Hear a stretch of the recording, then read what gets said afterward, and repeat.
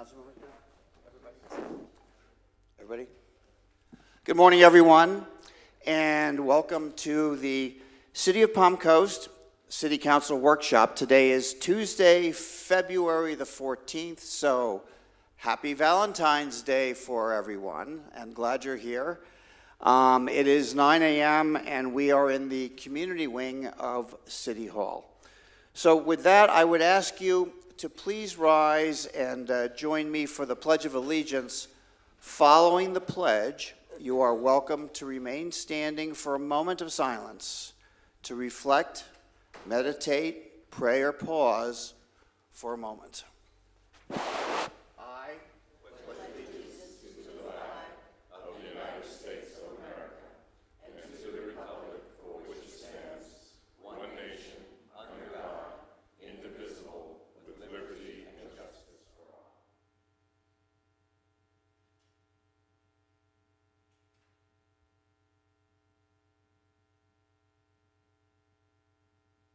Thank you.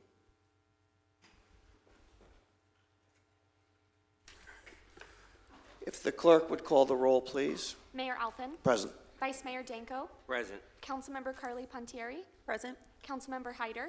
Present. Councilmember Clufus. Present. All members are present. Very good. We move to the agenda item E, which is public participation. In order for city staff to be able to respond to your questions or concerns, please fill out a comment card with your contact information. The comment cards are can be found on the table near the agendas or available from the communications and marketing director seated with her hand up in the rear of the room. Anyone wishing to speak may approach the podium, provide their name, and may speak for up to 3 minutes. This portion of public comment should focus on matters not on the agenda. Please direct all comments to the mayor, be concise and to the point, avoid delaying or interrupting the proceedings, and do not make any irrelevant, impertinent, or slanderous comments. Any person who becomes disorderly may be barred from making any additional comments and may be removed. So with that, I would invite members of the public to please come forward and address City Council at this time. Yes, sir. My name is Howard Holly. My wife and I are the publishers of Evolve Magazines Florida, Parent Magazines Florida, and Florida Baby, here headquartered in Palm Coast. And so happy Valentine's Day. And I would like to say congratulations to the two newest members of the City Council. We welcome you and look forward to your contributions to our city. So about 2 years ago, in 2021, I joined a group that really was looking to bring a spotlight on arts and culture in the town center. So it was ultimately it's called the Arts District Advocacy Group. And I want to read the group's purpose. This organization was formed to advocate for an arts district in Palm Coast and Flagler County that, number one, supports and enables our community's quality of life goals. Number two, spotlights the talents and skills of our residents. Number three, encourages creativity and innovation. And number four, attracts commercial and industrial investors who want to enjoy our quality of life and the uniqueness of our lovely city. So I am here, as are other members of this advocacy group, to speak in support of the presentation that you will receive today, which is the Town Center Arts and Culture Master Plan. Our advocacy group is comprised of practitioners, people in that arts and culture community, such as the Flagler Auditorium, the City Repertory Theater, Palm Coast Arts Foundation, United We Art, and others. It's also comprised of education. We currently have a Daytona State College represented, and we will be adding other educational institutions as well. It's also comprised of business representatives and business organizations who make it up, and government entities. And so the task and the challenge is just to advocate for bringing arts and culture to the magnet that is the town center. So you'll be hearing from many of them this morning. I'll provide a list of all of the participants of that what is up with me this morning? Advocacy group, and I will be getting that to the members of the City Council. The only thing that I would like to leave you with is these words: if not now, when? Thank you. Thank you for your comment. And let me invite the next speaker, please. Good morning and happy Valentine's Day. My name is Lisa Love, and in October of last year, I volunteered to lead United We Art. Our mission is to foster creativity, economic vitality, and cultural experience through artistic, educational, and commercial endeavors in a dynamic urban community in Palm Coast and the town center. In the recent State of the City meeting, it was stated that Palm Coast is a young city with old bones. Given the population growth, attracting new and growth of existing businesses, and an increased multi-generational population, now is the time to enhance the cultural and art roadmap. I would like to quote directly from the City of Palm Coast 2022 Strategic Action Plan. Strong and resilient economy. Town Center should promote and partner with well-known higher education institutions to become a regional center for learning. Partnerships will be enhanced by a home for arts and culture, offering opportunities for performance, display, creative expression, and training. As Howard mentioned today, you will hear a proposal on the Town Center Cultural and Arts Master Plan, specifically to create a multi-purpose cultural center in Town Center and why it is needed. United We Art and the Arts Advocacy Group are united in the need to have a multi-purpose cultural event center to house a quality, larger meeting space for local and regional events, as well as a breakout rooms and classrooms and the capability for high-quality live performances. We are united in the proposal that will be presented to you today. We are united in the high-level requirements included in the proposal. We are united in the next steps. Now is the time to make the Town Center Cultural and Arts Master Plan come to fruition in support of our growing multi-generational population. Together, we can do this. Thank you for your time. Thank you for your comment. Next speaker, please. Good morning, and thank all of you for your time. I'm Sam Perkovich, and I'm the president of the Palm Coast Arts Foundation and the broker-owner of Parkside Realty Group, one of the first small-owned businesses right here in Town Center. I've been a very big supporter of Town Center and in the development here from the very beginning. To share my enthusiasm for the Innovation District and the Arts District, all you have to do is attend one of your great events here. How about Food Truck Tuesday, or one of the arts and ethnic festivals, the very popular Touch a Truck event, the Rotary Holiday Lights Display? Just attend one of those and see that our residents consider this their gathering place, their hub, and their downtown.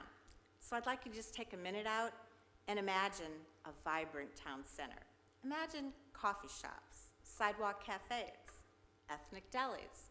Maybe imagine pastry shops, health food stores, and ice cream parlors. Imagine artist galleries, bars, nightclubs, restaurants, maybe a late night something to go to in Palm Coast. Or maybe you can even imagine small conventions, conferences, weddings, galas, lectures, and maybe you can imagine seminars. Now imagine a performance venue that attracts world-renowned entertainment and one that supports all of our residents and the surrounding communities. Well, at 1500 Central Avenue on city-owned property, we have the beginning of that dream. We have a stage, beautiful bathrooms, infrastructure worth close to $1 million. The funds for that came from our state, our county, the city. Much of it came from local businesses, numerous clubs and organizations. It came from our residents and student groups who raised money for it. So we could begin this multi-phase project that you're going to hear more about by adding a permanent roof right now over that stage. That would allow for concerts, bazaars, art fairs, drive-in movies, local, regional, and national entertainment. On a personal note, I've been in the forefront of advocating for the arts in the city and the county for almost 20 years. I'm going to challenge each and every one of you, as individuals and as the governing body, to do something. Do something other than talking about it this time. Do something no other city council has done. Come on, take action. Be the city council that brings the arts and culture to our burgeoning city. Thank you. Thank you for your comment. Let me invite the next speaker up, please.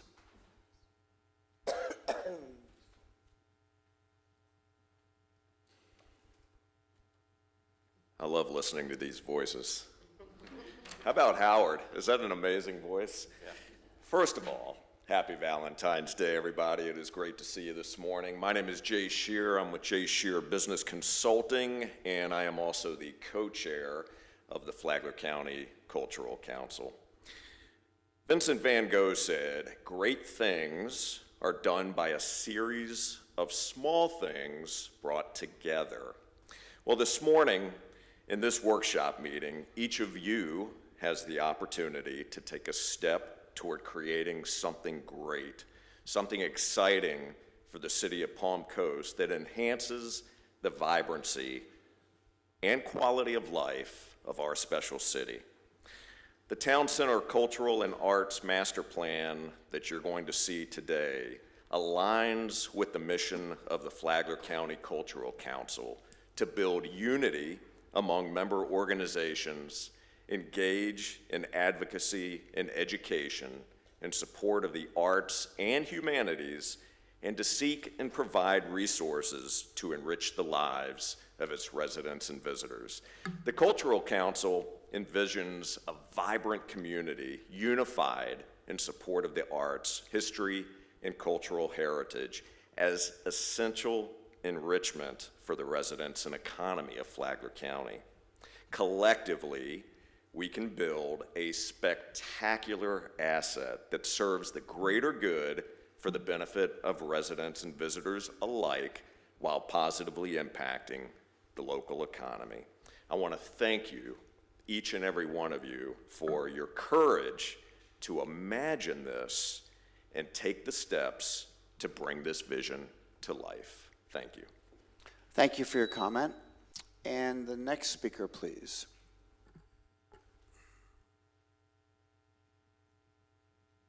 Good morning. Amelia Fulmer from the Flagler Auditorium. I want to first of all thank you so much for being willing to be in the driver's seat here at the City Council. It is a huge responsibility, and I am excited that you have the keys to the car. But before we look out the front windshield of the future and what we're going to build, I'd like to take a moment to look in the rearview mirror. Over 30 years ago, the Flagler school system and a group of community leaders voted to pass a bond issue to build the Flagler Auditorium. And over those 30 years, we've had over 3,000 performances, and over 30,000 children have been raised in the arts. Many of those children are leaders in this community. You work with them every day. And I say to you that those opportunities brought them to where they are, because music leads the way, the arts leads the way. Over at the Flagler Auditorium, we serve everyone. We serve the 4-year-old toddler and the 80-year-olds that come from the bus from the Independent Living Center. We serve everyone in arts and culture. Why? Because arts and culture, even though it's a big fancy word, it really just means creative community building.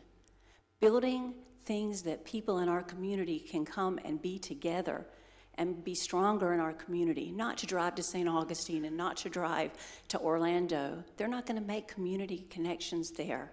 For many years, I've performed in Town Center and drugged that speaker right behind me, bap, bap, bap, bap, bap, across the cobblestone streets.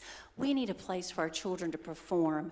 Yes, we have the Flagler Auditorium, but my phone rings every day, and I have to say no. There's not enough space anymore. The community center is full. We have to think about the future. We have beautiful parks, beautiful recreation. I just am so excited to hear the presentation today and to see what you will do for this future of our city in the arts. Thank you. Thank you for your comment. Are there, yes, sir. Yes, ma'am. Good morning. My name is Chelsea Barney Herbert, and I'm here to express my support for the continuation of the Town Center Cultural and Arts Master Plan. My family moved to Flagler County in 1998 when I was 7 years old. I attended Bunnell Elementary, Buddy Taylor Middle School, Flagler Palm Coast High School, and Daytona State College. I'm now a second-generation business owner, employer of 38, mother of 2, and a wife to my wonderful husband. I tell you this very brief personal history and connection to our community because I hope it enlightens you of a different perspective, maybe one that doesn't speak up quite often enough. I think I speak for most of my peers when I say that we are ready for the enrichment of our community through the addition of arts, entertainment, and culture. There is one component from today's presentation that I am specifically passionate about, and that is the Children's Museum. The idea came to me from a memory I have as a child.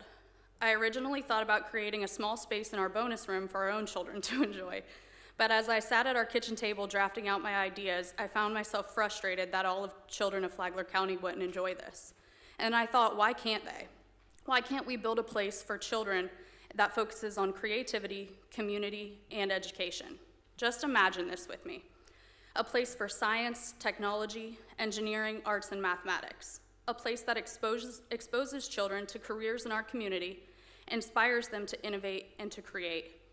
A common area for community events, homeschool groups, school field trips, and instructional classes.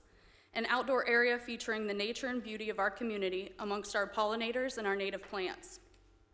And finally, the star of this show, a pint-sized version of our community, a place where children can learn by playing.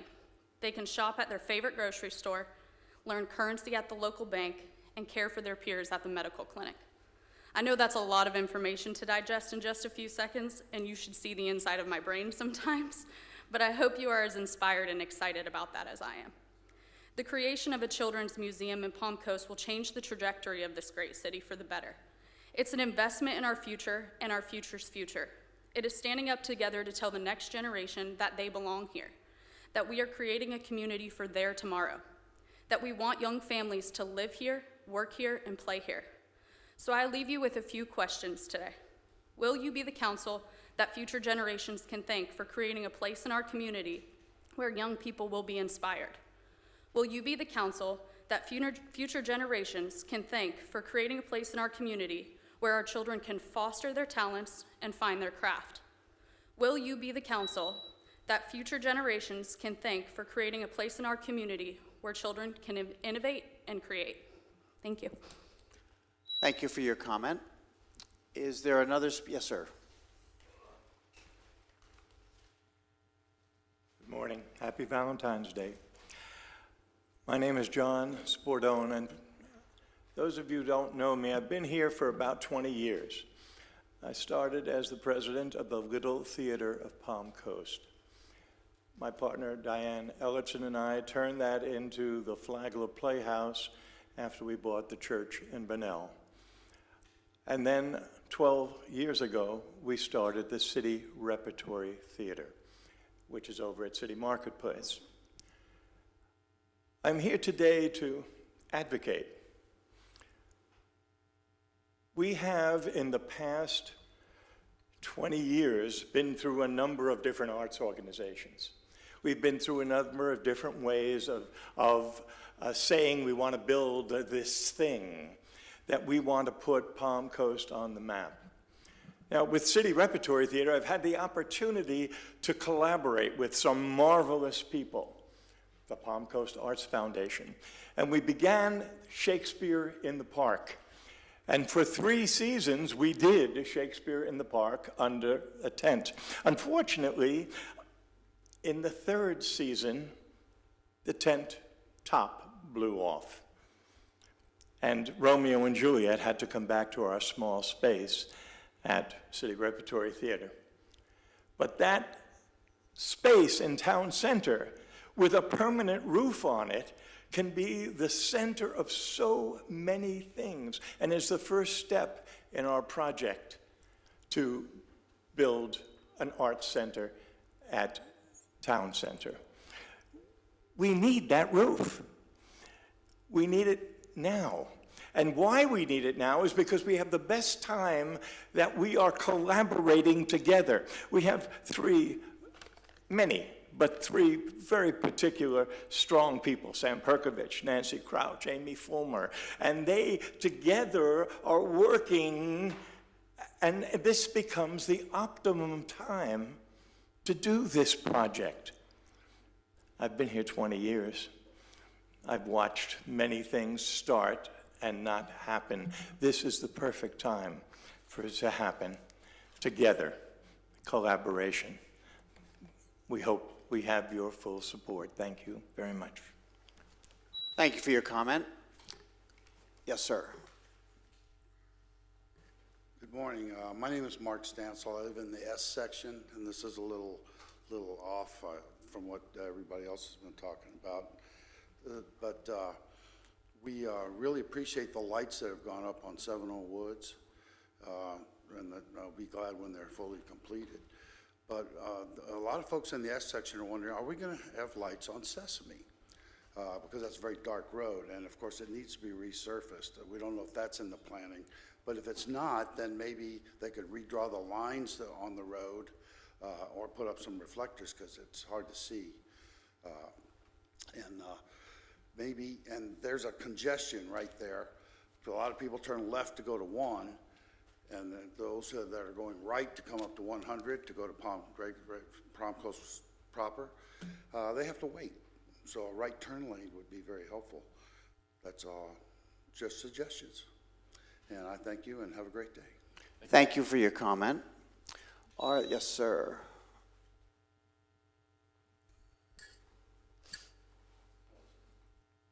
Good morning.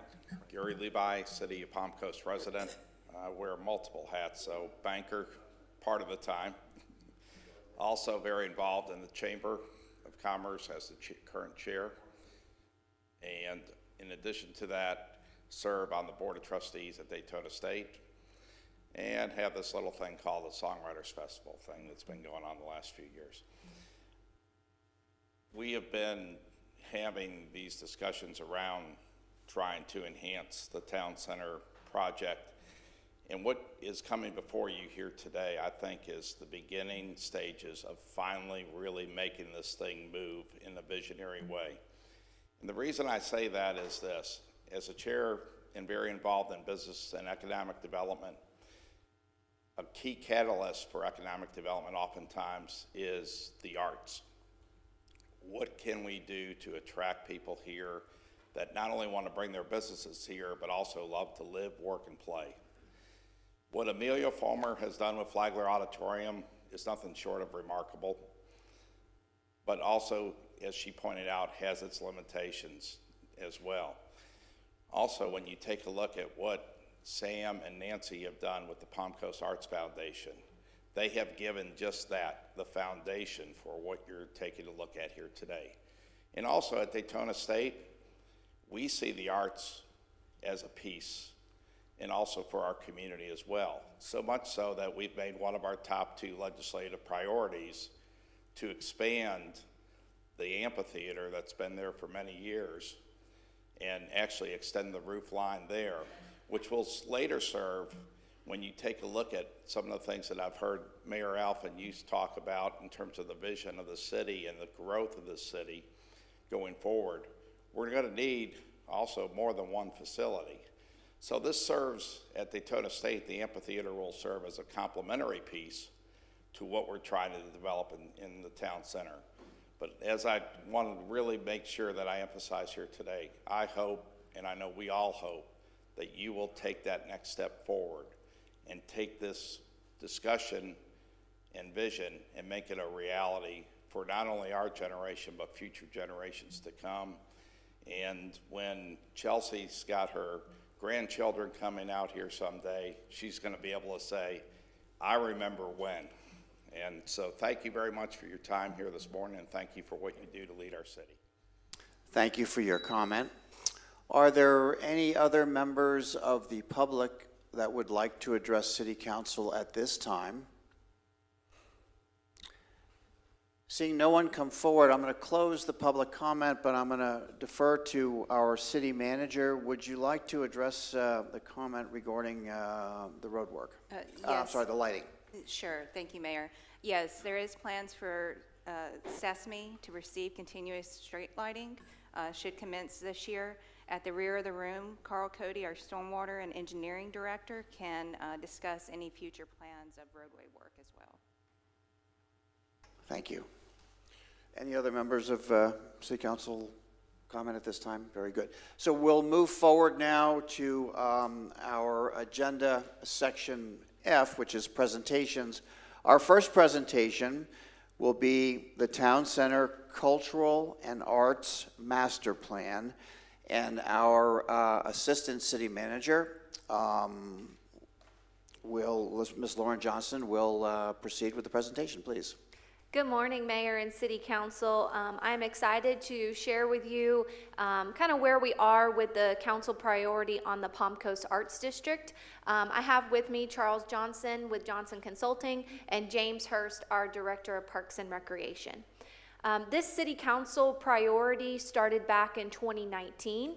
We believe it falls in line with your City Council vision with building a diverse and sustainable economic base.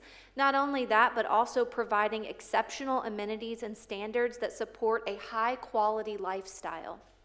This priority also falls into your pillars of civic engagement with building that connection to the community, as well as strong and resilient economy. So this is a geographical map of the Palm Coast Arts District. It was adopted by resolution by City Council in 2020. And whenever we originally had this in front of the council, we wanted to make sure all the parcels in Town Center are encompassing. So no matter how the land is developed, that we could add arts pieces to this. We also established a mission and vision and values for the Palm Coast Arts District, the mission being to foster creativity, economic vitality, and cultural experiences through artistic, educational, and commercial endeavors in a dynamic urban community. The vision: the Palm Coast Arts District is a place for social gathering and artistic expression. It will provide a destination for locals and tourists alike and will continue to revitalize the Innovation District in Town Center. The vibrant and humming culture will be fueled by the collaboration of artists with a global outlook while integrating artistic, residential, cultural, and commercial life. Our arts district will be the hub of activity that attracts a plethora of businesses and will offer space for the local community to display beauty and artistry of all kinds, whether being through a perfectly crafted microbrew or a thought-provoking sculpture or the clean lines of a 1957 Jaguar. And the values being exploration, connection, education, and innovation.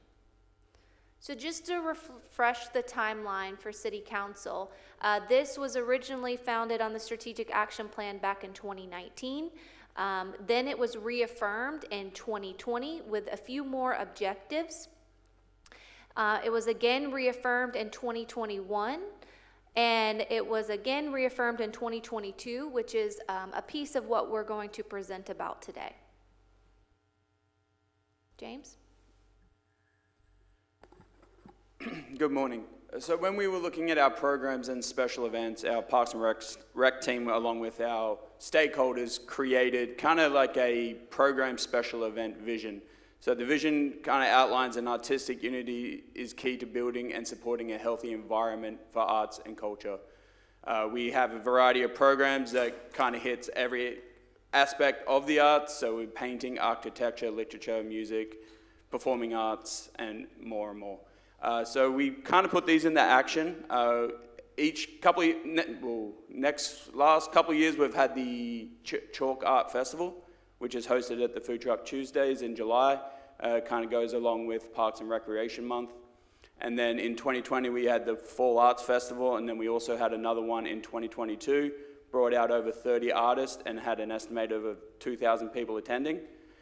We will look to continue this in 2023 as well.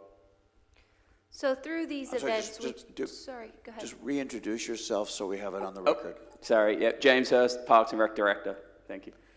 So through the vision of the Arts District, we wanted our residents to feel this connection through the arts.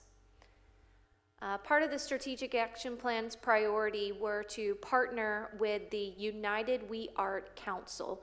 And this was to work collaboratively, to strategize and execute community-wide initiatives and programs. We knew that we had to build this connection piece together. United We Art stakeholders include Children's Center, City Repertory Theater, Flagler Beach Creates, the Flagler Auditorium, FC3, Flagler Playhouse, PCAF. There's business leaders, education leaders, and government officials. And then to dive into some of the current status priority functions, develop programming that generates revenue and stimulates artistic creation that aligns with the master plans. We believe we're doing this through our hosted Chalk Art and Fall Arts Festival and continuing program development. We were asked to conduct a feasibility study to identify potential funding sources to support the Arts District initiatives and construction of an arts facility. And you'll hear a presentation just shortly from Johnson Consulting. And then we were asked to strengthen the working relationship with cultural arts grant recipients to enhance the programming with the Arts District. And James recently brought to City Council a robust enhancement to the cultural arts grants, creating them into two different strategies, one being economic support, and then other is our local support. And I will turn it over to Charlie to go through our study. Thank you so much, Laura. Charlie Johnson, president of Johnson Consulting, based in Chicago, but also have a house in New Smyrna, so I'm lucky. So I'll be here today. Wanted to talk a little bit just to set the stage. Palm Coast has been here as a community for 50 plus years, and town centers, as you know, take a lot of time to develop. And facilities like this are part of the infrastructure of the community. I characterize what we're going to present today as being the living room of Palm Coast and Flagler County. And if you look at it that way, it really becomes quite an amenity within town center. And I think the overall objective is really to help this community serve its residents, most importantly, but also attract economic development. And businesses are most sensitive, as you try to attract them, of what there is for their employees and things to do. And the same thing applies for everything that you're trying to do. They want those layers of activity and interest in the community. And this certainly feeds to that direction. I think, our job was to be an independent, third-party consultant to really provide that advice. And we've worked with the Cultural Commission and Council, and I've watched them evolve over this whole process. It was fairly, 2 years ago we started, and this group has really taken form and added, it was a great client for us as we were able to understand this market very well. I think, as we look at this slide, Florida's on fire. This is the study, this is the work that we did, excuse me. We really looked at the economy, looked at the economic objectives of this market, looked at the competition, and when we look at the competition, we have to look largely, and then we shrink it down. So as we look at the Orlando and the Jacksonville market, and then we start looking tighter and tighter, Daytona Beach and on and on. And what we found here is this market, people have to leave, and we would like to, as an economic development strategy, reverse that equation and bring people here. So you're going to do both. People are going to still leave, but they're going to be growing in their arts locally. And with, it's always nice to affiliate with schools, and Daytona State and the high school are great amenities to be product deliverers in this type of facility. So today, we're going to talk about these objectives, and I'm going to start with the market overview. Here, you know, I've worked on many of the venues in Florida. I grew up here, I grew up in Orlando, and we understand the market very well. I would say, you know, the boldest small city that did something like this, probably Ellenton, Florida, in between Tampa and Sarasota. And they built a facility. Now they're leveraging a hotel, and they're creating a town center. And that facility was built as a fairly large, not dissimilar to what we're recommending. We're recommending a more performing arts component to this facility rather than that one. They've gone after youth sports as their economic development model. But throughout Florida, there's been a multitude of facilities built, many of this kind and stature. So we're going to talk about that as we speak. I think that the key thing we want to do is mix live entertainment and bring a cultural overlay to what you have in Palm Coast. And this market is strong. Tax collections are up at the state level, at the county level, and at the city level. We're seeing that across the board in Florida and many other communities around the country, even though there's a proposed recession in the future. So, and you know, that's concerning, but we'll work through that over the course of time. I think most importantly, the type of facility we've identified and recommended is going to be able to play in two markets, both the conference and flat show market, which is, you know, consumer shows and those types of things, as well as the arts. So there will be a multitude of cultural and arts events that can participate in this type of facility, and your market calls for that now. It's time for quality of life amenities in this community because your size and age warrants that at this point in time. I'm going to focus in on the opportunities here. And, you know, there are, and I'm going to talk about risks in a little bit. I'll talk about the weaknesses and the threats. But here, your community is of a format where something along an entertainment and cultural venue fits today. If you can build the right product and finance it and operate it effectively, you'll really complement the amphitheater, the Flagler Auditorium, the amphitheater that you have here in the town center, and all the other venues that you'll have here. So we want something that really complements Hammock Dunes, the NCAA, NAACP venue, other theaters, and you have the opportunity to do that if you do something a little larger and a little different. We also want to make sure that this type of venue really communicates that Palm Coast is rising, and it really is an opportunity for the county as well to distinguish itself. So those are the types of things we've woven into our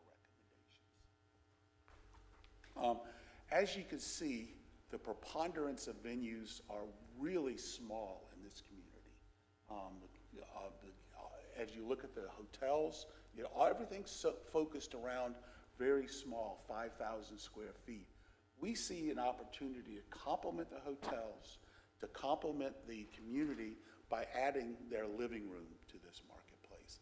And, you know, we think that the opportunity should be something that could be expandable over a course of time, adaptable, but you start with a product that's going to lift the market and change the dynamics that are happening in the town center today. So as we look at our findings, or these were observations from our interviews and outreach that we did, which was quite extensive. I think one of the dimensions is to bring larger events. And it could be a different format type of events. Could be cultural, could be town center festivals, using multitude of venues in the marketplace. But, you know, that's really to bring additional people in. Day trippers as well as overnight visitors. The market has a certain capacity today. We want to grow that capacity and also complement the type of facilities you have here. They want to see stimulation of economic development, so more hotels and restaurants, and a venue like this helps drive that. It becomes perhaps an incentive, de facto incentive for a hotel, because you're building kind of meeting space and perhaps parking that would complement this type of economic development. Love to see some affiliation with the name. Don't want to do a Branson approach.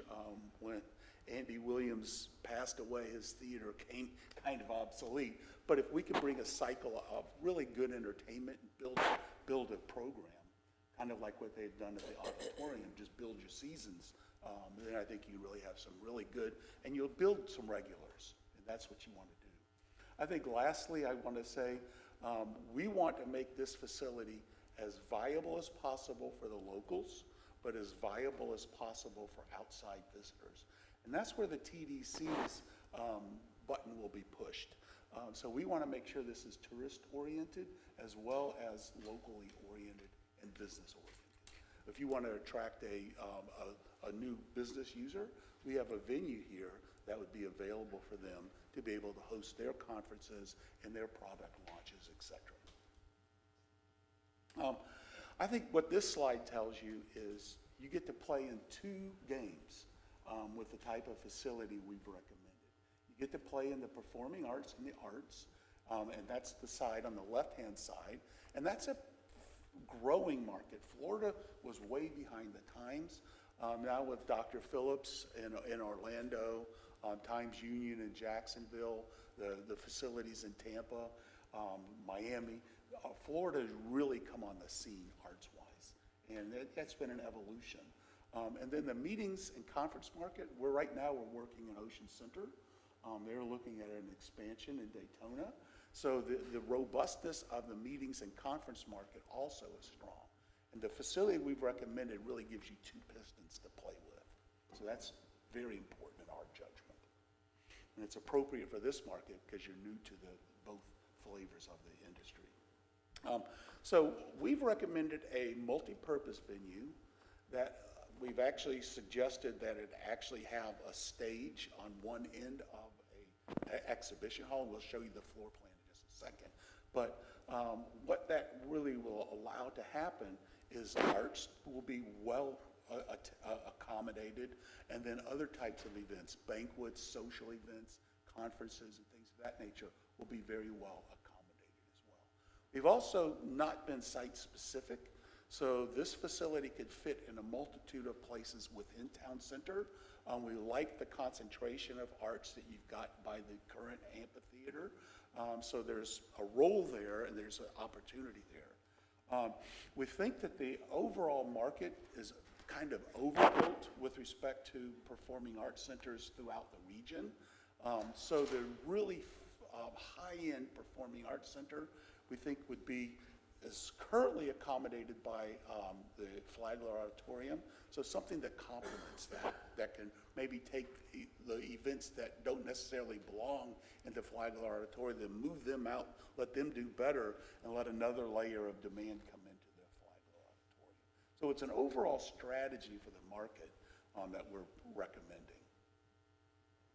All right, so with respect to our demand projections, we've recommended a phased approach. I think in the first instance, you can upgrade the current amphitheater, put a roof on it, add some ticketing, do a variety of things like that. I think that amenity will be a valuable asset going forward in part of the overall equation of culture that you have here. We also suggest that, the Flagler Auditorium will need its program. That's another whole project that needs its attention and things of that nature. So I think it's important at this time that, once we see the evidence that I'm going to present to you in just a moment, that you continue to ratify and commit to this project. And I think the next step here will be assigning some working capital to continue advancing this project. What we recommended, and I'm going to spend a little time on this to speak to you. We just finished working in in Tuscaloosa, Alabama, and this got a downtown that's nice. They've built an amphitheater in their downtown, And now the Saban Foundation is building a conference center / entertainment venue. It has a breezeway, and then across the street, across the breezeway, is a children's museum, as well as a children's theater, and as well as a foundation. So that's kind of the vision that we see here. We recommend, you know, a flat floor space of 30,000 square feet. That allows you to seat about 2,000 people, maybe 3,000 if depending on the setup. And then we have, this shows functional. The next phase will be a more detailed design and site location specifically. But we've allowed functional spaces for meeting. This is lobby area, and those lobbies can be very attractive. You can do food functions in them if they're built properly. So that becomes a social space in its own right. And then you have the theater, the expo hall, or the event center is a better word for it. So we've designed the square footages that we need, total about 75,000 square feet of space. That includes the hall, that includes meeting space, and then the gallery or the lobby area. We do recommend a full-service kitchen. We think that can really serve a multitude of venues, but also serve as the primary food and beverage. Food and beverage is very important at these types of venues. And so a venue like this, one would think that hotels could be all scared, but this is so much different than what the hotels offer. This 100% complements what the hotels offer. And as you see, your seasonality has some spikes and lower. The meetings industry and the entertainment industry complements your low seasons. So I think that really helps smooth your demand curve. So this is about the size. We do recommend, you know, some capability to expand. So we don't know exactly how this is going to ultimately set, but we saw an opportunity for a real beautiful, attractive garden area, as well as another land use. And as Chelsea mentioned, the future Children's Museum is a scenario or an idea that could be woven into this and really intensifies the role that this plays in the community. Talk a little bit about demand and what this means to the economy.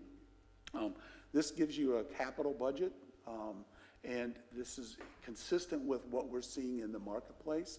The costs are high in today's market, and we don't know what that's going to happen, but we think this is, you know, a reasonable assumption for you to take. And again, I view this as you would build a library or you'd build something along those lines. It fits in that, but we do get economic impact from this as well. So we anticipate by year 5, this will be doing about 230 events. That's almost one a day. You know, and there's more capacity in there. Some of these will be large. They'll use the entire facility. Others may use just a component of the meeting space. But this will be a busy building, and it'll have a whole mixture of arts and culture and conference types of events. And we also expect, as we look at the next slide, over 100 and, you know, getting close to 125,000 people served. Some of these people here are for multi-days. So the turnstile count is higher than that. And, you know, we would see some of the performances being multi-day as well, generating room nights. But we feel this is conservative. We could see a festival here having 20,000 people if you did a citywide type of music festival. So it shows you the range of attendance that can happen at these. It just depends on what is promoted, but we feel very comfortable with this level of volume happening in the building. Facilities like this break even. We show a small operating deficit, but you deal with that in the capital structure. You make sure you fund, you have an anticipation of some form of ongoing support, but we can work that away depending on if we get a hotel, there may be some lease income that could come to this project. So we'll structure around that, but this is what we would expect. This is a new $3 million business to the economy. And you'll have, the next slide, I think, don't forget us to it. This speaks to the room nights that we anticipate. So 30,000 room nights is a good contribution. It's a layer of demand that currently happens in the marketplace and builds upon that. We anticipate about 200 jobs being supported by the venue. You think about it, the venue itself would probably have about 10 people, 8 to 10 people.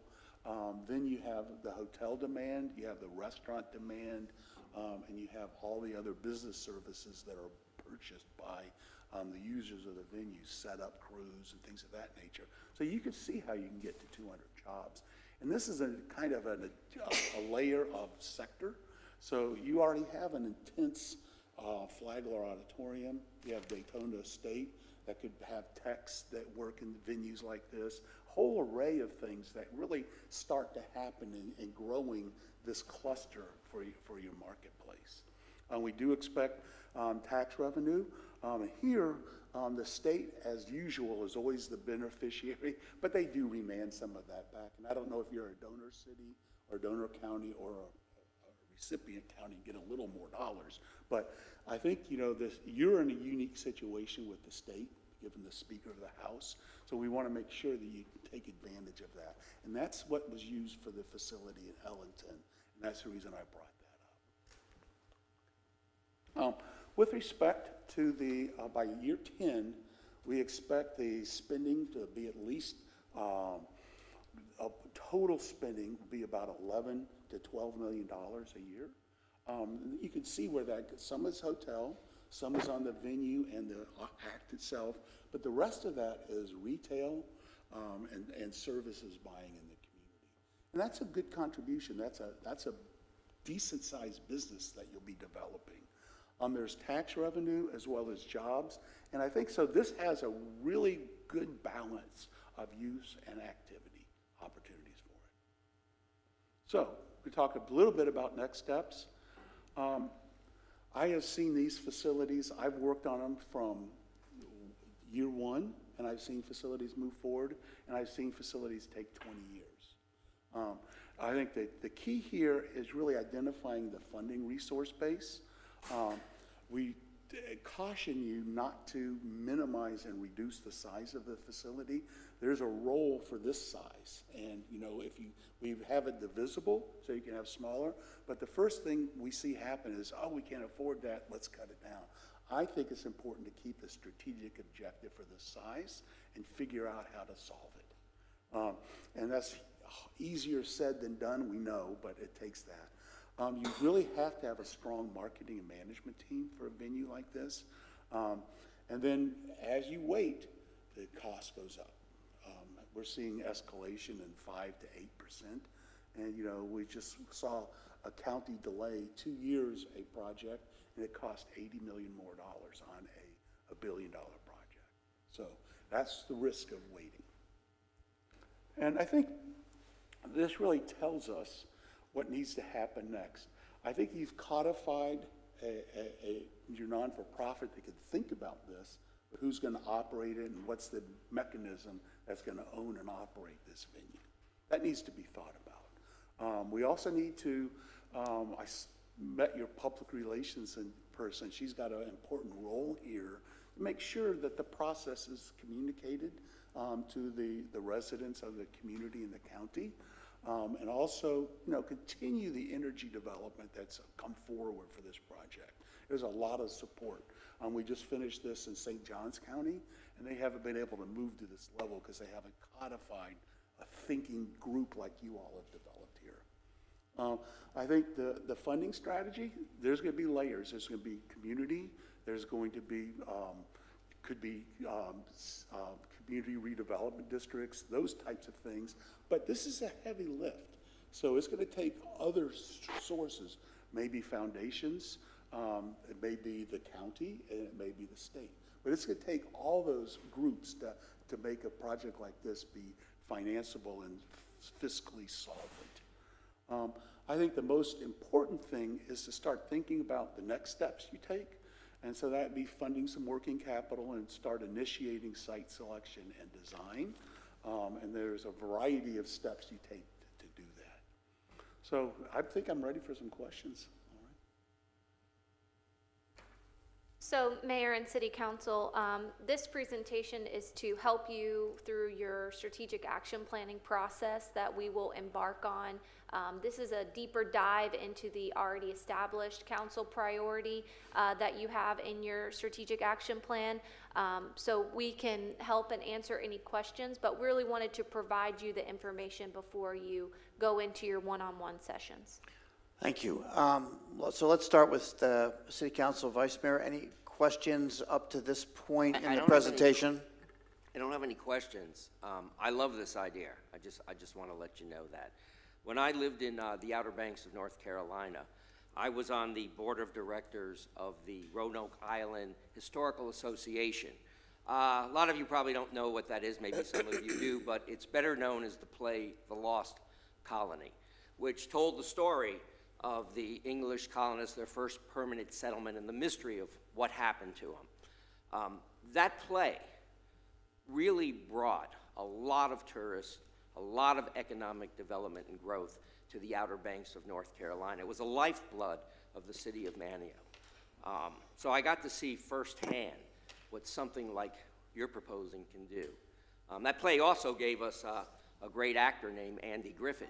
It's where he started his career, and he ended up dying on Roanoke Island in the town of Manio. A lot of people don't know that. He, native of North Carolina, and he moved back there when he retired. You could walk into the Ace Hardware and run into him occasionally. But anyway, I see a lot of potential with this, and I know it's a lot of dollars we're going to have to spend or find, but I think this is really worth pursuing. Thank you. Thank you, Vice Mayor. Listen, I can't resist, but the lost folks from Roanoke, did they settle in Flagler? Is that where they came to? They're out at Flagler Beach, I think. Very good. Okay. And just as an aside, They're all running for city commissioners out there. So. Councilperson Pontieri, some comments and questions, please. Yes, thank you for the presentation. I share in the exuberance and enthusiasm for this. I think it has potential to be awesome, and I'm looking forward to what you guys can do with it. Obviously, the financial aspect is concerning, and it seems that while the facility, and correct me if I'm wrong, but while the facility itself won't make money, what it will do economically for the rest of our city is kind of what we're looking at. Is that accurate? The monies that it'll bring into the community itself? that's one of the reasons, but also just the recreational and the cultural depth of the community. I think that's the biggest point. And I think from a funding standpoint, yes, I would expect close to a break even. We didn't layer in a lot of foundation annual or grants, but those are what can help get you to operational solvency. And at this point, what is the timeline that you're thinking as far as really starting to kick this into gear and develop? It'll probably take well, you can talk about the start date, but I was going to talk about the planning's and to get the financing organized takes about a year. And then that you could do the design during that year, and then the construction's probably a year and a half to 2 years. But when it starts, it's up to her. Certainly. And Councilmember Carly Pontieri, we would want to make sure this is reaffirmed through City Council's direction through the Strategic Action Plan. And as far as what you looked at as far as what the space could be used for, did you all also consider perhaps any sporting events that could be held in these competitions, gymnastics, things like that? Because I know that a lot of hotels, for instance, their conference spaces are used for those.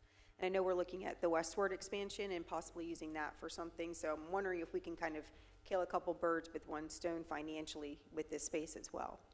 Yes, I was shot down very aggressively when I said sports, but I would say sports would be an absolute demand element here. That's exactly what Daytona at Ocean Center is doing. They want to do conferences and everything, but they have turned that into a machine for youth sports. We don't want the tonality of this building's a little higher end. But on an occasional basis, it could certainly be a layer, and I think it could help the way the Flagler Auditorium has helped prove the market for arts and culture. That could be kind of a seed in, that then you have a whole dimension for sports that this county should be thinking about as well. But it could be a seed.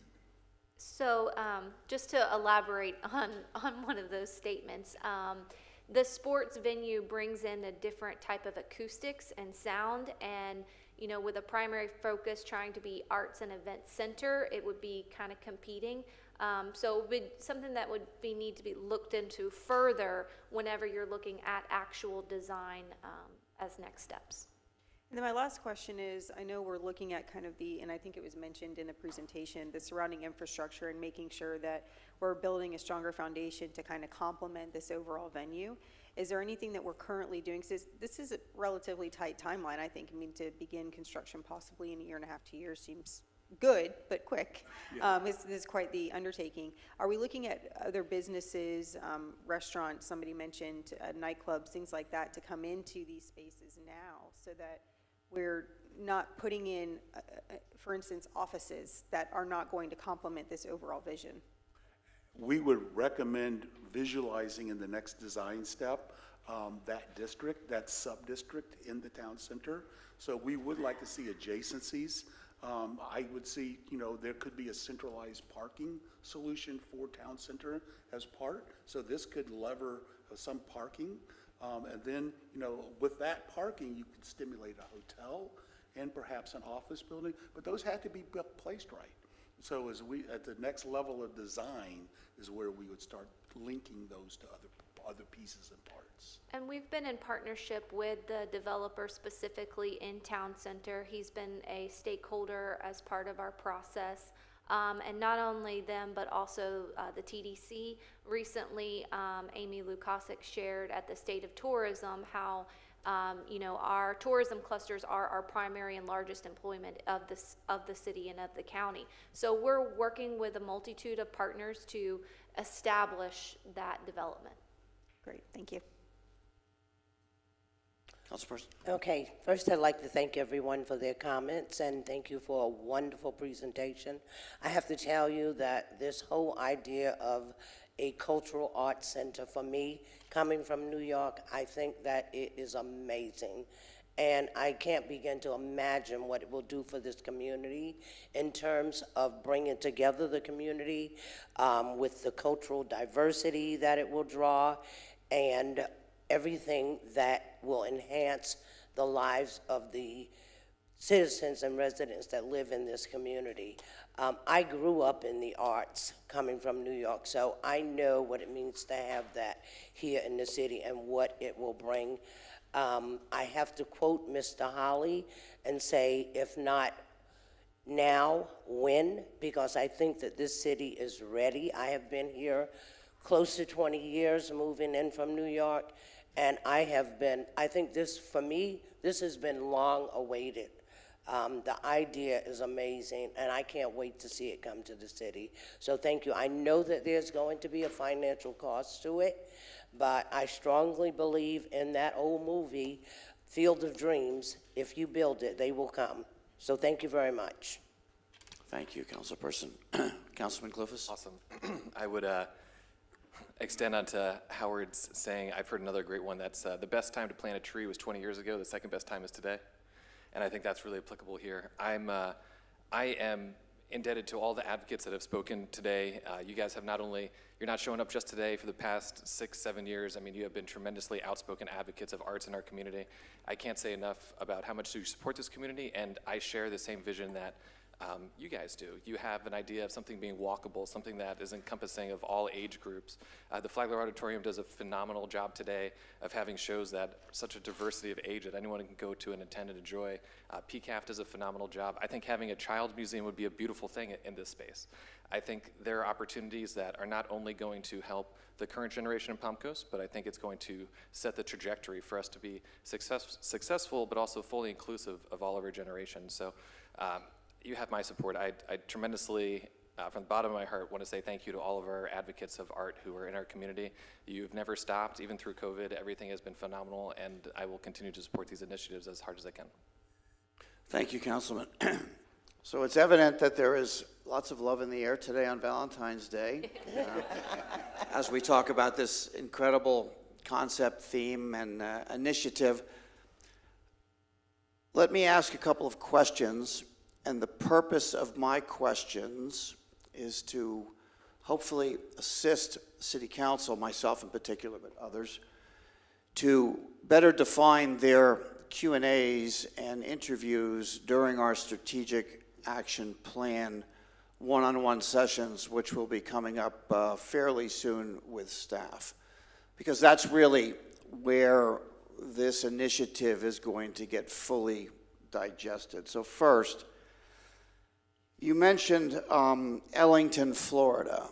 Are there additional examples that we could look at of venues of a somewhat similar municipal size that have been successful? It's a question. I don't need the answer right now. It's something that I'd like to know. Next, you made the comment that the market was at capacity. I'm confused by that. Does that mean that we are already serving the full market and therefore we have to grow additional market in order to expand? Help me with that comment that you made. What I was trying to communicate is Jacksonville, the edges around the community, your distant cities, they have facilities. You don't. So we need to reverse engineer what's going on, and instead of you sending people out, have a venue here. I don't think the market is overbuilt, it's oversaturated. There's just now a lot of products. So you want to reverse the polarity from those markets to us, so we're not driving people out of here to go there. You want to bring them by venue to visit us. Okay, that makes sense. Thank you. Mayor, and just to elaborate on that, our indoor venues that we currently support in the city and the county, they are at capacity or reaching capacity. And those venues were identified in the report. The community center, Hammock Beach Resort, you know, we're kind of busting at the seams here and need additional indoor facilities. Okay, and as a reference to that, I'll speak to Mr. Lubai's point that the Songwriters Festival, if we were to single that out as a one-off example, has grown dramatically over the last just several years, outgrown its venue, and there's no limiting forecast that I'm aware of. It can continue to grow. So would you think that that particular event might be considered typical of other events that we might involve ourselves with in the future? 100%. That's an example. And on the other side of the equation, Hammock Dunes is suffering from the same thing. They only have 5,000 as their largest space. So they're going to be able to expand their events instead of them leaving, and all the other hotels have the same thing. Okay. And again, I don't mean to be blunt, but I need to help us all get through our strategic action planning process with deference to the budget in the best possible way. So you mentioned break even, I think, more than once during your presentation. I want to be clear. My assumption is that that break even means after a capital expenditure. That's not going backwards to break even on the first dollar of capital expenditure. Is that correct? That is incorrect. It's incorrect. That does not include your debt service. So you're suggesting that there's an ROI on this over what timeline? Oh, there's an ROI starting immediately, but it's in relation to that year's capital, on the tax revenues, but you won't capture all those taxes. That's the state sales tax is a big tax. So I wouldn't look at it that way. I would assume this is break even, and we have to fund the capital still with outside sources. Okay, so elementary, I'm kind of a P&L kind of guy. So if you were to put in some X number of dollars, I think the biggest number you showed up there was about 72 mil. Back it off because I realize it's phased. So you're suggesting that the proceeds from the venue would not only pay for the ongoing operation, but would also pay back the original capital investment. So we're clear. You will still need to solve for the 72 million. All right, that is not funded. Okay, by the so it's separate. I just want to make sure I understand. Understood, got it. The one thing that was not highlighted, which I think is very important, is, and Councilperson Pontieri, I think, hit it on the head. You know, are we looking for the right kind of partners, collaborative economic development businesses to build on all of this, parlay the leverage of this event. But we did not specifically refer to the academic institutions that we currently have in play today in Town Center, and where are we going with talking to them about their contributions and or partnerships. I mean, we've got some pretty big players in town with Jacksonville University and the University of North Florida, and perhaps more to come. I think that's absent from the study right now, and I think that's critically important. Yep. It's been my experience since I went to school so many years ago that the arts and cultural activity on campus or near campus is an incredibly important part of a student's future and the university's or college's success. Correct. The only other, I guess I could go on, I won't. Two things, and then I'll finish up. In your experience, you did mention grants a couple of times. Is there a typical match to grants in this area, and approximately what percentage might they range from? It's completely across the board. Okay. You know, depending on, you know, when we worked on the Ruth Eckerd Hall, they were looking for a $9 million modification and expansion. That came from the county. Then the city of Clearwater has participated in the funding of that venue. So we see it a complete mix. The foundations that we would target for this market would be the Levitt Foundation. They are out of LA, and they've funded probably about 15 amphitheater type projects, and this would fit in that milieu for them to be considering. So there's a multitude of groups like that. And a group like Levitt, for example, now, do they have a scale of matches, or do they just invest in these kind of venues? They never touch operating dollars. It's always capital, and they look at the capital stack and answer the question, what can we do to help balance that? And so they're always the last dollar in, but they're a big gap filler. So if they look at my meager capital stack, they'll be more generous, is what you're saying? That's correct. Okay, good. Finally, I realize that's not a full-fledged P&L, certainly not a balance sheet, but what I don't see on there, and I do understand if you build it, they will come. However, that made it to TV. We would need to advertise such a magnificent venue so that people all over the planet would know about it. So I would encourage you to give consideration to the advertising dollars in whatever form they are. I'm not an expert in that field, but you would have to let a lot of people know over an extended period of time that we are a destination. So I wouldn't want to overlook that and just assume that people kind of know about it. So those are kind of my questions for now. And again, please understand my questions. My questions are to facilitate this very positive conversation between our city council as they are going individually through their strategic action plan, because by the next time we get together, I do believe that staff will be looking for some specific direction on how to proceed. Would that be correct, Ms. Johnson? Yes, sir, that is correct. Is there anything else that you would require today? We're certainly not looking to delay the excitement or the discussion of the project. I think your individual interviews start fairly soon. Yes, sir. No, we hear council consensus and excitement on this issue, and as the strategic action plan team leader, I look forward to our conversations that are on your schedules. Very good, thank you. All right, any final questions, comments? Who's Andy Griffith? Yeah.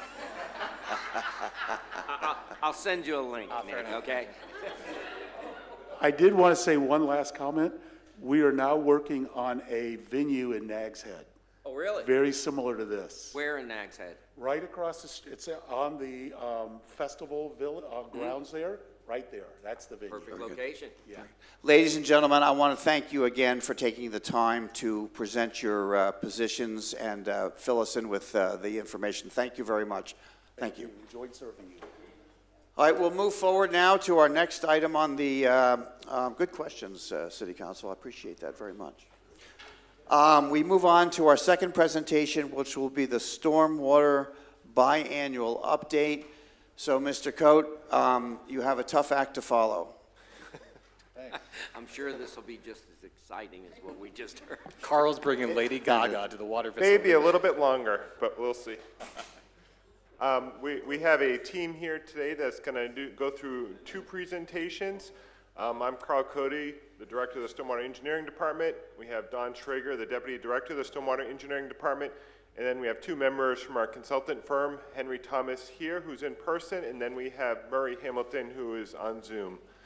So we're going to start off where Don and I are going to go through and kind of give you a brief overview of the stormwater system, kind of a little history on the stormwater itself, and then go through our enhanced program, kind of give you some updates, discuss some challenges, and then we'll move into the rate analysis and update that Henry is going to walk us through.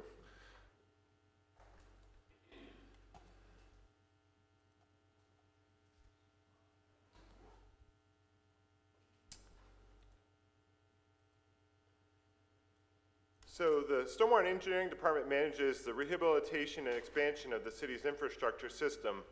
Much of the original infrastructure, stormwater, utility, and roadways, was put in during the initial development of Palm Coast that began in the 1970s. We focus on keeping the operation of our infrastructure systems functioning by assessing and rehabilitating the aging infrastructure, but also completing projects to address our current and future growth needs. Now, the goals of our department are noted on this slide, and in summary include providing enhanced quality of life for residents, to collaborate and provide a well-maintained and functioning system by being fiscally responsible, as well as providing a high level of citizen engagement. The department is comprised of 4 focus areas: stormwater, utilities, transportation, parks, and facilities. This presentation will provide council with an overview of the stormwater component of the department. I'm going to turn it over to Don to kind of give you an overview of the operations and maintenance portion of that stormwater area of the department. Good morning, Don Schrager, Deputy Director of Stormwater and Engineering. Stormwater system is part of the infrastructure created by ITT, the original development, who managed the system until 1991. When they created the Palm Coast Community Service Corporation, who took over the stormwater system. During that time, very minimal maintenance was performed. It was more as needed. Excuse me. In 2005, Palm Coast Community Service Corp was incorporated into the city and became the stormwater department. And from there, we've grown. From 2004 to 2018, maintenance gradually increased, putting programs into place instead of just doing as needed. And then in 2019, we started the enhanced program where we were trying to go more towards being proactive than reactive. And that included a rate increase. Stormwater division is comprised of 3 divisions: maintenance, operations, and engineering, consisting of 59 full-time staff members. In addition, these full-time staff members are supplemented by 2 prison crews, five staff each, 5 temporary staff, and contract workers to do our concrete and asphalt patching, as well as our aquatic weed control for ditches and stormwater, freshwater stormwater facilities. Based on experience, most residents know our stormwater system as the swale in front of their yard, but our stormwater system is actually massive. It has elements downstream from the swales, right? Everybody sees the swales collect the water from the roads and residents, but they have to go somewhere, right? They go into ditch lines and then eventually out into our canals. And it takes a small army of people and equipment to maintain this system and keep it functioning. We wanted to take some pictures to show you what's actually involved. Our infrastructure is a lot like utilities. A lot of it's underground or hidden. And even if you go to the stormwater facility, you go there, it looks empty. That's because all of the equipment and people are actually out every single day doing what they're supposed to do. So with over 1,200 miles of swales, we have 2 swale crews maintaining them. They grade an average of about 30 miles per year. And this is a photo of what it takes for people and equipment for 2 crews to keep that going. The Enhanced Stormwater Program created a more efficient process by adding 2 additional staff members who actually go out ahead of the crews. They do the survey work, they do the setup work, so that when the crews, when the crews show up on site, they can just start working instead of having to do that setup ahead of time.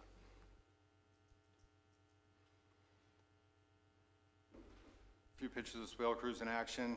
They perform a lot of work. I said swale work, grading, maintenance of traffic, sod, irrigation, and public outreach is important too. They do a lot of their work in front of people's homes. People have questions.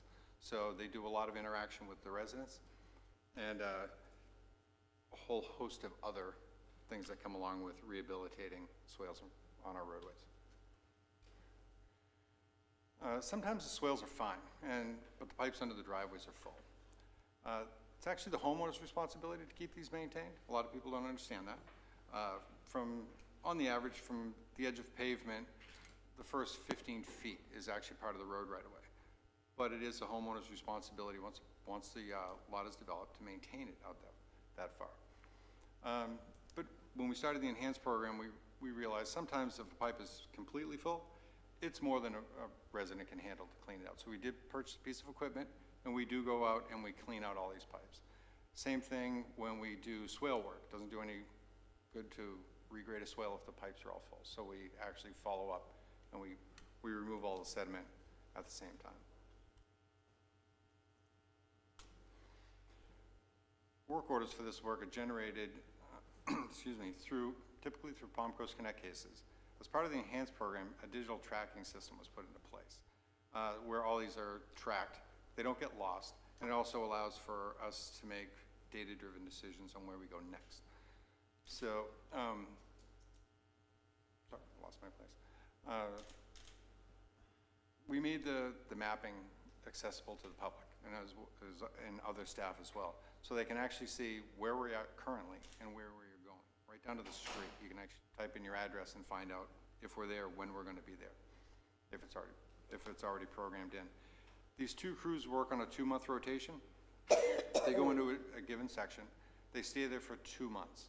They do as much work as they can in those 2 months, and then they move on to another section. We found that this is the most efficient way to spread the resource across the entire city instead of focusing in one area.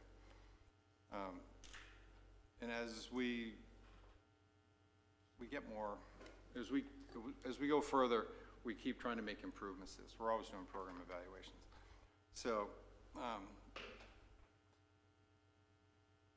with additional staffing and additional equipment, the backlogs are dropping over the years.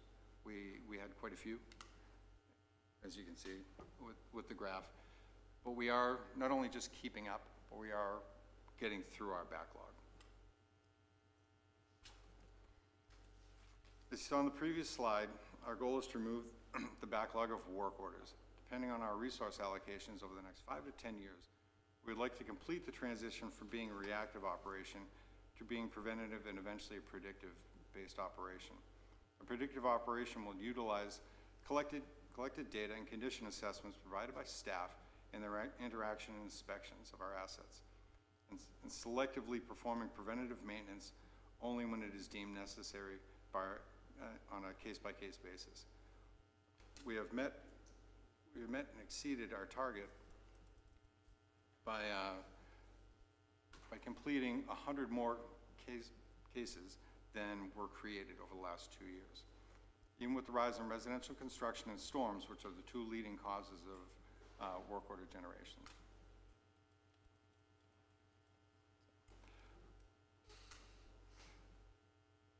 We're talking just about swales, but it also includes, it doesn't do us any good to improve swales if the downstream is not done as well. So we'll talk about that as well. Currently, we have 1 ditch crew. Prior to the Enhanced program, our level of maintenance for 177 miles of ditches throughout the city was simply to mow the tall grass. And under the new program, a ditch crew was added with specialized equipment and who are dedicated to excavating ditches and restoring them to the original design and capacity. The photo shows staffing and equipment that is dedicated strictly to ditch rehabilitation and maintenance.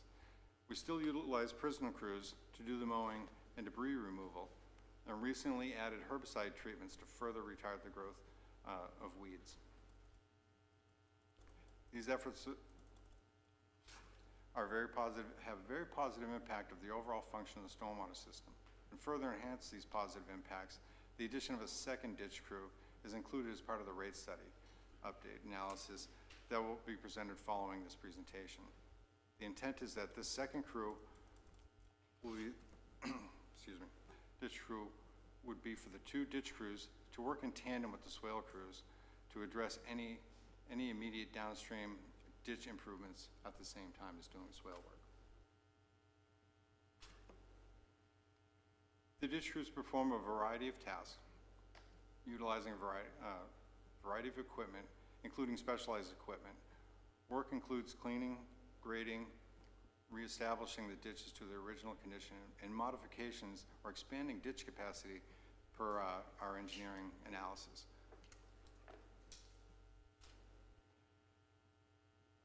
Pipe crews, this is one of those elements that people don't see. Believe it or not, we have over 3,000 pipes, stormwater pipes throughout the city.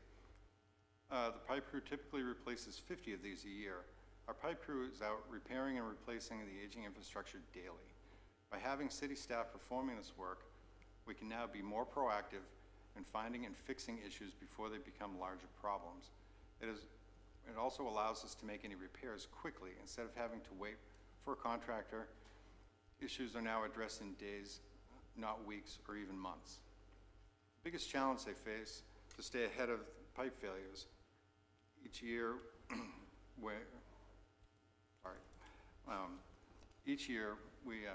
emergency failures continue to increase.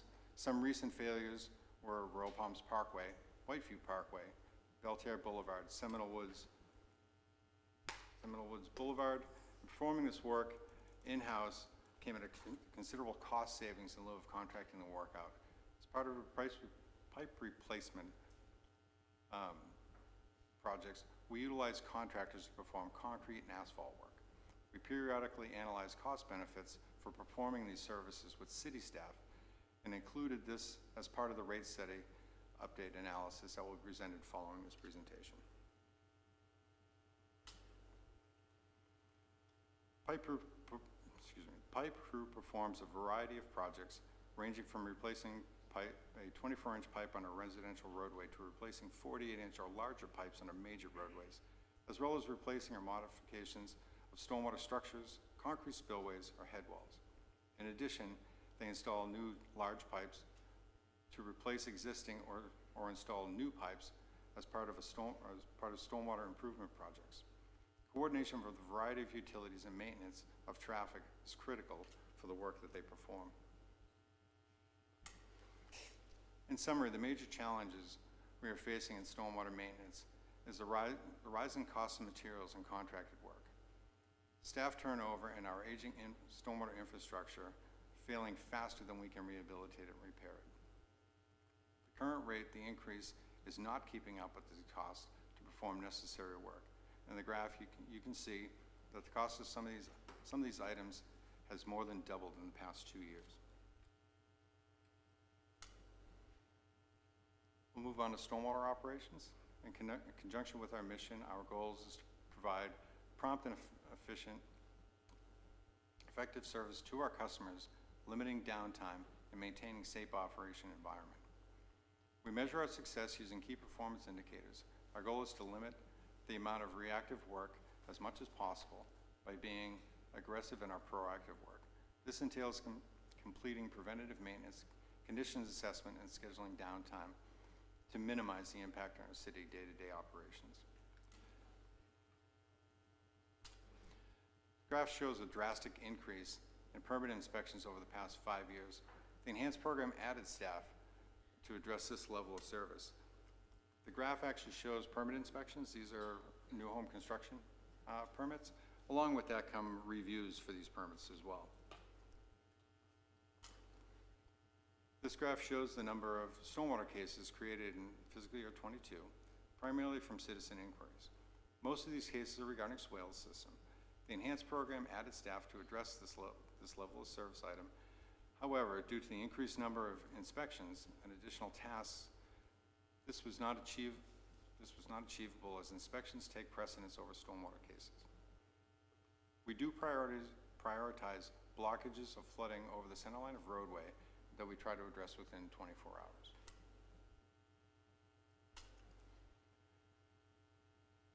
Of the more than 1,100 cases closed in fiscal year '22, we were able to respond 50% of the time to these cases within the 3 weeks service goal. Citizen outreach has always been one of the major focus areas for operations. We have added a dashboard for residents to track capital projects, a web page to track canal water levels, an interactive map for residents to track swale and ditch maintenance work. In addition, we've begun a video series to educate citizens on stormwater system and to address common questions for residents. 2 videos are currently available, and a 3rd will be released shortly.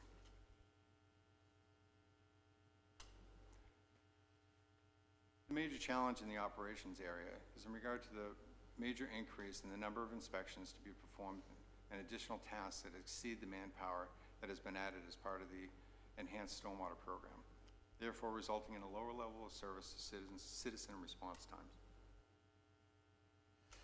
And with that, I'm going to turn it back over to Carl. The engineering staff oversee the management of the city's stormwater system, technical design review and construction, inspection of work, and in infrastructure, as well as the management of the city's capital improvement plan.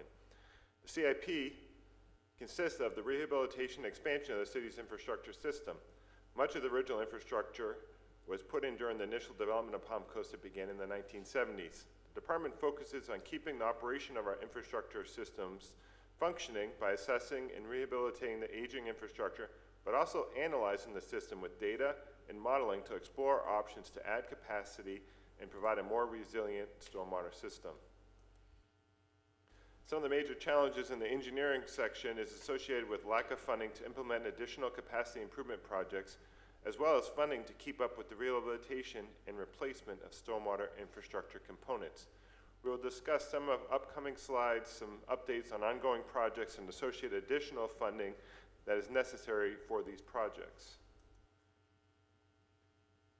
So now we'll cover some of the program highlights, kind of how the stormwater system's evolved over the years and kind of what the focus areas are, and also some of the things that have been accomplished. Rate adjustments were made in 2004, 2006, and 2011. 2013 marked a time when the stormwater rate increase was adopted to begin the implementation of a stormwater capital plan and a more proactive maintenance plan that prioritized stormwater infrastructure items. The rate remained flat until a rate study was performed with rate increases that began in 2018. In 2018, an in-depth analysis and long-range capital plan was drafted to develop a program to maintain and rehabilitate the aging stormwater system, as well as an evaluation to complete a master stormwater model and capacity improvement plan. This was the beginning of developing a master stormwater model using LIDAR, as-built, and other information so that we could make data-driven decisions. A ditch rehabilitation and maintenance program was established with the creation of a ditch crew and a weed spray application. In order to assess our larger pipes and those unable to be inspected by city staff, specialty consultants were utilized to begin pipe inspections so that pipe lining and replacement projects could be identified and prioritized. During the enhanced program, tasks were added or expanded for staff to complete, including but not limited to stormwater inspections and plan reviews for new home construction, additional regulatory requirements associated with the city's MS4 permit, as well as shifting dirt screening operations from public works to stormwater. The enhanced program added the necessary equipment, including specialized equipment for staff to maintain the stormwater system.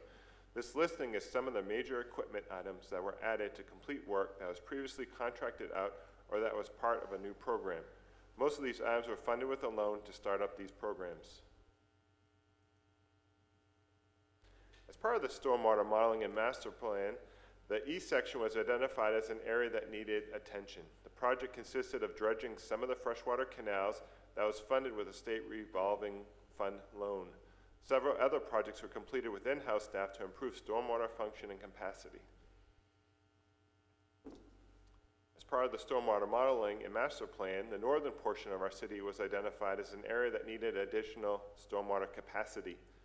This project will expand the stormwater attenuation and treatment capacity of the London waterway by utilizing city-owned property, roughly 20 acres, that is adjacent to the London Canal by construction of a 13-acre lake.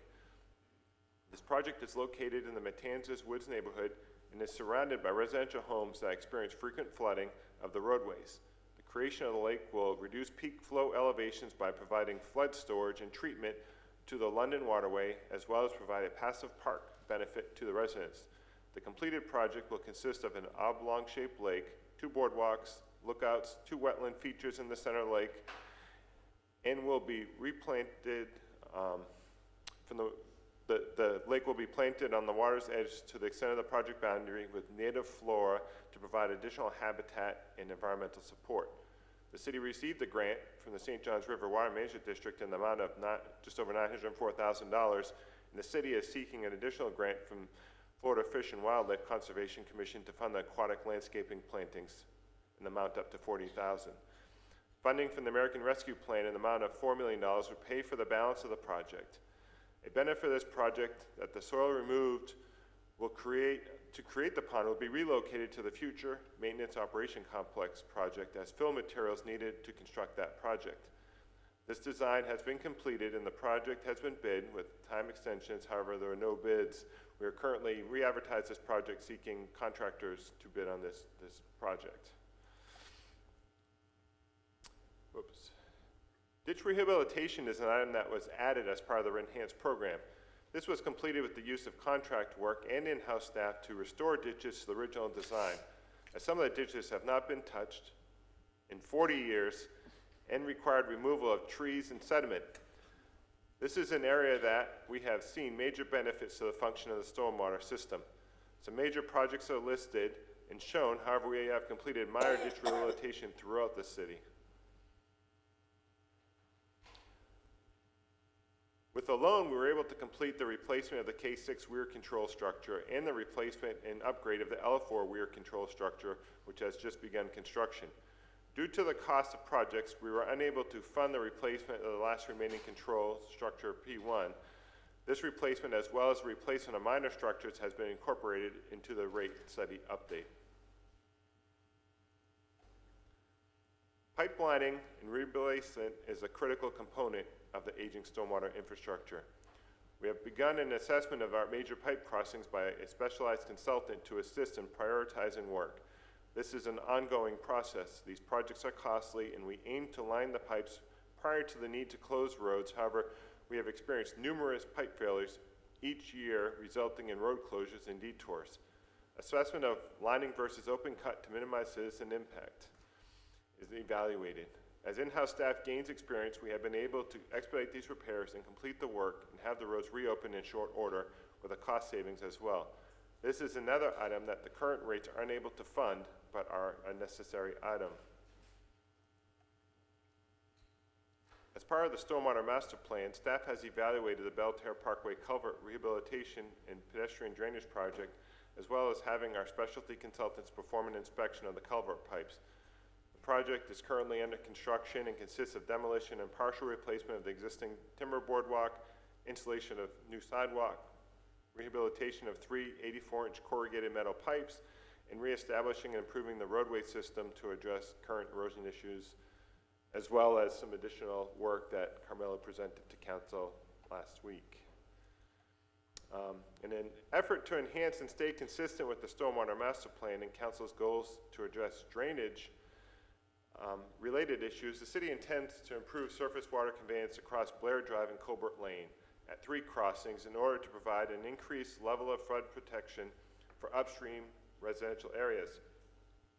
Conveyance improvements have been recommended as part of the Stormwater Master Plan completed in 2019, with further detail provided in a feasibility study for this project as documented in a technical memorandum. Structural, street, and yard flooding are documented in the Woodlands and Wild Oaks neighborhoods, and a large number of homes are at risk of flooding from storm events of 10-year or greater based on modeling. These projects are also able to establish a base flood elevation for previously unstudied areas to better define floodplain limits and improve the capability to better assess development impacts to adjacent properties and to collaborate with the development community to share and incorporate modeling data and results. Design will be completed this fiscal year, and we anticipate funding this project with American Rescue funds. However, we're also seeking grant funding as well. However, it will most likely need to be phased and a portion funded with future loan as part of the rate study analysis. This project is a prime example of a data-driven project using modeling information as well as historical knowledge from storm events. Various options were able to be used to model pipe sizing options and determine the most cost-effective solution with the biggest impact. This project will have a direct positive benefit to the Woodlands area that has been prone to stormwater issues during past storm events. And the Stormwater Engineering Department, in collaboration with our Community Development Department, received the Regional Award of Excellence in Resilience from Northeast Florida Regional Council for their floodplain and stormwater management program. This award recognizes an individual, organization, or specific project that has made positive contributions towards making the region more resilient. The Stormwater Engineering Department also received the Florida Stormwater Association, FSA, 2020 Outstanding Achievement Award for the city's enhanced stormwater program. This award was presented in December of fiscal year 21 in recognition of our outstanding stormwater programs and projects in the profession of stormwater management and the benefit they provide to the environment and local citizenry.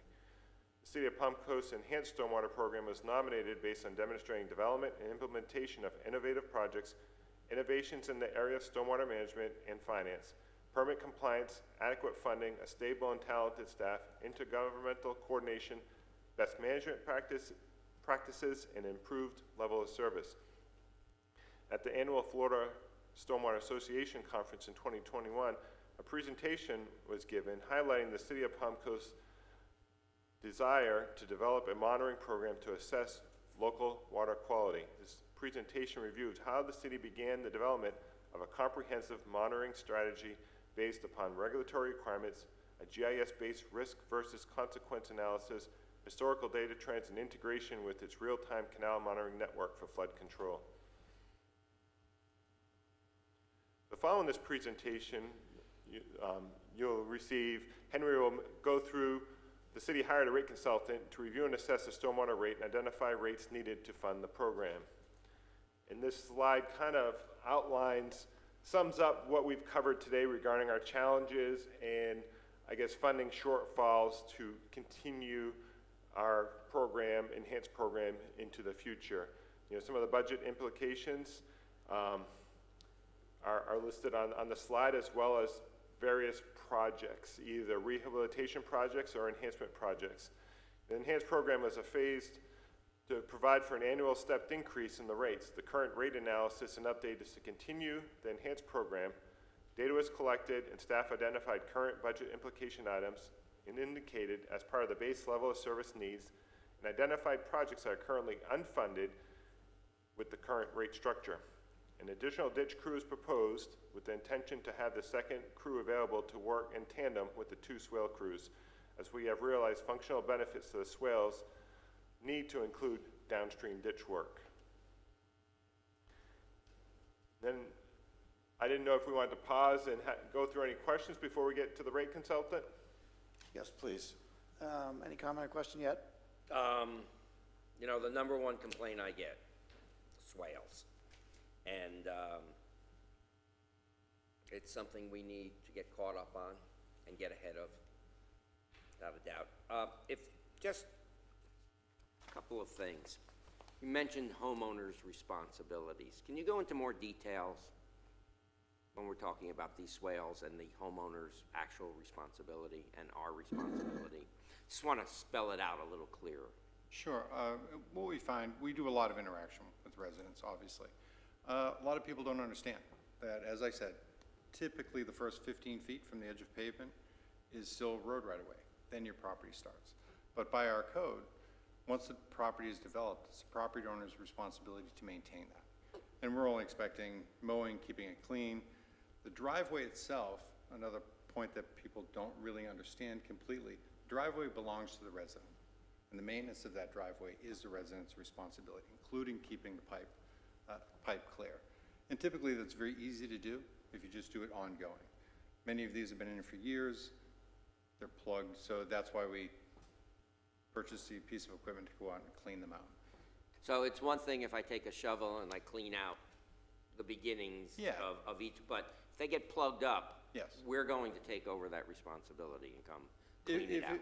Yes, it's a point where if the homeowners can't do it, or they're not comfortable doing it, they can simply call in, and then we will put it on the rotation to get it cleaned up. Sure. And the other thing is, and I know you've done this a lot of times and I've heard it, but explain again how our swale system actually works, because a lot of people don't quite understand. It rains, a lot of people think it's just gonna flow away quickly, you know. You're 100% correct. Most people don't. That's why we do a lot of public outreach. Our crews out there do a lot because they're operating in front of somebody's house. We get a lot of calls. The operations staff go out and actually speak to the people face to face or call them up. A swale actually has three functions, right? The obvious one, collects the water from the road and the property, and then it sends it somewhere else, right? So it's to collect and then direct it somewhere else, but it's also there to retain some water. What we want to do is actually retain some water and actually let it percolate in the ground, get some treatment, and then further recharge the aquifer as it goes down. So when there's a little bit of standing water, it's okay. That's where it's supposed to be. But you're correct. A lot of people think it stopped raining, called up, I still have water in my swale, when's it going to be gone? And depending on where you are. My house, like, sitting on top of a white sand dune, so my water is gone within hours. Some places are not. And we do have some swales that the areas have high groundwater tables, and they are always either muddy or they are actually wet. And there isn't a whole lot we can do about it. You can grade it as much as you want, the water's just there, and we just give it a clear path to flow, to get out of there. Did that answer your question? Yes, thank you. Yep. Thank you. Thank you for the presentation. I do want to congratulate you guys on the enhanced program. Being proactive and really trying to address some of these issues has clearly garnered some positive results for our residents, so thank you for that. And I can also appreciate the enhanced level of service that we provide the residents by doing the maintenance beneath the driveways that isn't necessarily our responsibility, so thank you and your crews as well for the work that they do. I have a couple questions, and the first is, are the swale crews and the ditch crews cross-trained so that they can do each other's work?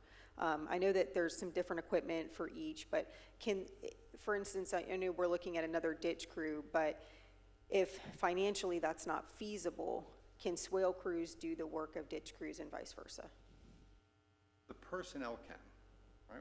But it's a matter of equipment, right? The piece of equipment we use to dig swales is not the right piece of equipment to get into ditch lines. It takes specialty equipment to do it.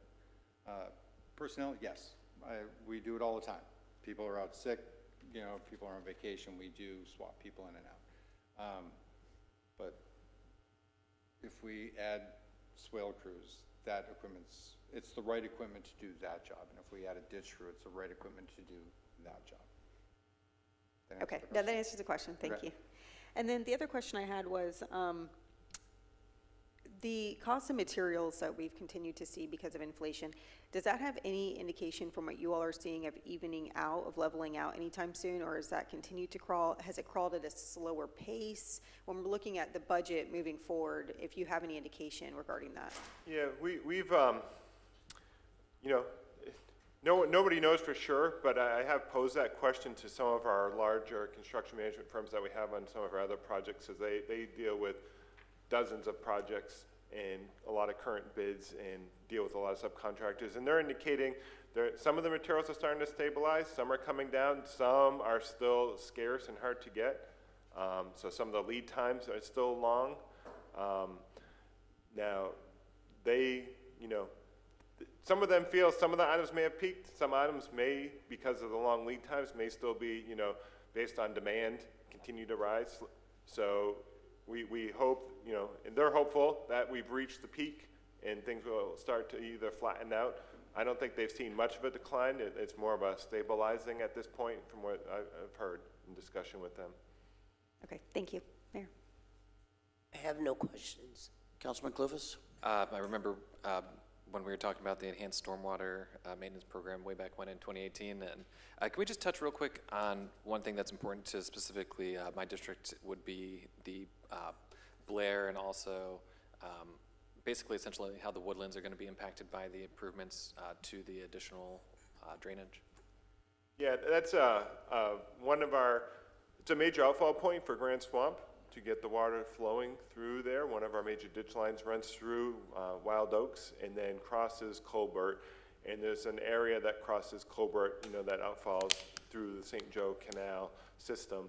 And both of those pipe systems under the roadways are undersized. So by enlarging those pipe crossings and making them larger, are going to enhance that area and let it flow out to the intercoastal in a much more faster method than it currently does. Fantastic, because during our last storm event, there was a little bit of backup, but there was even, our staff did a tremendous job potentially putting together evacuation plans and things like that. But that was something that a lot of my local residents kind of let me know about. Right, as you've seen, that's as Grand Swamp stages up, because that's one of our major areas where the water drains into. It takes a couple days for it to really build up, but getting it out of Grand Swamp, it just continues to stage up because we're not getting it out as fast as it's coming in. Yeah, fair enough. Cost me a pair of shoes. Amen. Yeah, that's pretty cheap. Three things again. These questions are to help me get through our strategic action plan process as we talk about the budget with regard to your presentation today. One, the backlog that you mentioned that we are starting to ease out of. So just from a high level, the backlog was caused by what? What factors contributed to that? There were several factors. We had, a few years ago, we had, several major storm events that came through Palm Coast, either major rain events or actual, near misses from some of those hurricanes. So those and a lot of high activity in construction. Between all those three items, those trigger a lot of requests for swale work, so inquiries. So that generated a high volume of cases. And then our stormwater staff helped a lot with some of the debris removal. There was a long period of time where we were strictly working on debris removal as opposed to swale rehabilitation. So we were not addressing some of those cases for many months. So, and just so I understand, the backlog you're talking about formed fairly recently. Here, let me tell you where I'm going with this. So, when you've made presentations regarding road resurfacing and road maintenance and construction, you talk a lot about if we kick the can down the road and don't keep up with this, the problem becomes more expensive and more extensive. So are we guilty of neglecting swales in the past and trying to play catch up now? Not necessarily. Okay. We, like I said, some of our staff were assigned other duties, dealing with some of the hurricane debris, pickup at the time. That was like in the 2017 time period. Okay. 2018 maybe. And the stormwater swales has minimal impact to the function of the system because if the swales fill up, they go into the road and it just flows down the road to the ditch. It's going to be very rare for it to get up into people's homes, even if the swale is blocked and not functioning. So, that's the way ITT designed the system, was for these major storm events, the roads were meant to go underwater because they couldn't size the system to handle every single event. So they picked an event, your typical normal events, that's what the swale's there to function for, and then when you get larger events or numerous events in a row, the roads are going to start to get some water in them. Understood. That makes good sense. And now that you've got Swale Team 6 in place, you're able to reduce the backlog. That's great. If city manager is agreeable, this presentation or some part of it, I would love to see presented to the Flagler County Association of Realtors and also to the title companies so that they have a similar understanding of what the vice mayor was getting at before in terms of understanding how these things work and what they're actually supposed to do, so that as we are bringing residents from areas that don't enjoy the swale system that we do, they can understand right up front what to expect. I think that might go a long way in terms of communication, so that it's not all on your shoulders to talk to each resident one by one. And Mayor, public outreach is huge with us. Myself and Pete Russell just did one a couple weekends ago with a small community group of new residents. And questions are swales, utilities. So we're always welcoming invitations to go out and speak. Good. Just to get the right information out. Very good. And just to finish off on that note, one of the complaints that we often get is when there's new construction, and certainly we've had our share of new construction, oftentimes there's a blockage of the swale system during the construction timeline, which has extended or elongated, in recent times compared to the past. Is there a reason for that? Is there a reason why a swale needs to be blocked during the construction of a new home? Short answer is no. So I would add to that list, in addition to the Flagler County Association of Realtors, the Flagler County Home Builders Association as well. We're actually currently working with them. Okay. The operations division has put together a training session for new surveyors, contractors, home builders, to show them what's required. Super. And what's expected. Good. So we're going to actually do a stakeholders meeting with the Home Builders Association coming. Just because, just those alone would reduce the number of case complaints, which would allow your staff to focus more on, the rest of the problem. So I'm delighted to hear that. And unless there are any other comments right now, we'll move right to the most difficult part of the conversation. Oh, I'm sorry. One last thing for Mr. Cody. You made reference to the fact that the current rates are unable to fund your current or future work. So the question is, why wasn't that addressed, or when was the last rate increase? We have an annual rate increase. Back in 2018, we did the rate analysis, and it was a phased-in enhanced program over the years. However, that rate study, obviously our projections for inflation, construction material increase, contract work, those items and our pipes are failing faster than we anticipated. We've had, like we indicated, those major pipe failures. They're very costly. Our construction costs for projects are coming in way higher than we originally anticipated, just due to all the above items. So we're getting less done with the dollars projected, and the increase didn't cover the actual real price increases for work or maintenance or materials. So those are the deltas that were not known at that time, which precipitate this next conversation. Right, you'll see the current rate increase, I think, for this year was 8.2%, and that just covered inflation. So that didn't cover anything else in our budget for personnel, raises, material cost increases, contract work increase, all those items. None of that was covered because 8.2% just covered inflation. And the only thing that really scares me is the mention of infrastructure failure in advance of its original forecast. I've always been led to believe these were 100-year installations that would begin to fail at 50 years with accelerating failure during the second 50 years. Is that incorrect?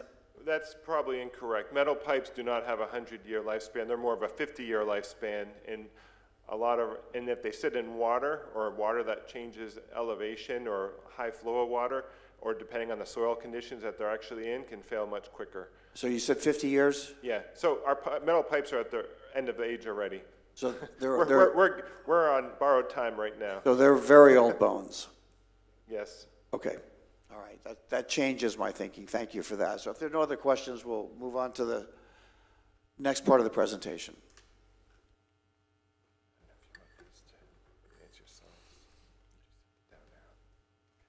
Good morning. My name is Henry Thomas.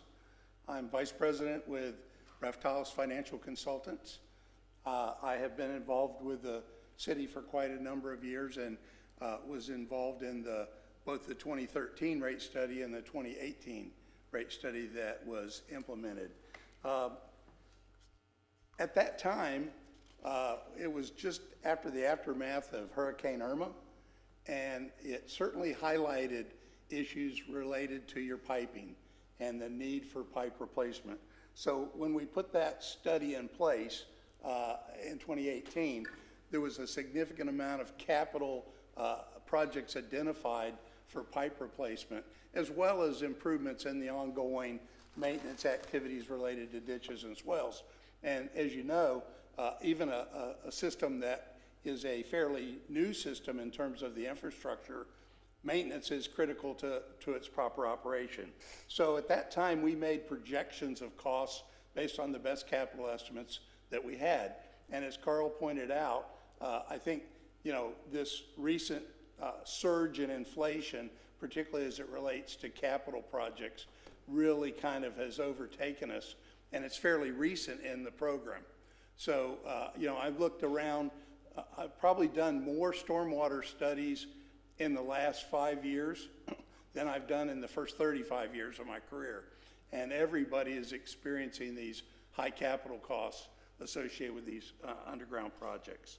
So you adopted a series of rate increases that were designed to enhance operation, accelerate the capital replacement and repairs, and phase in rates through fiscal year 2024.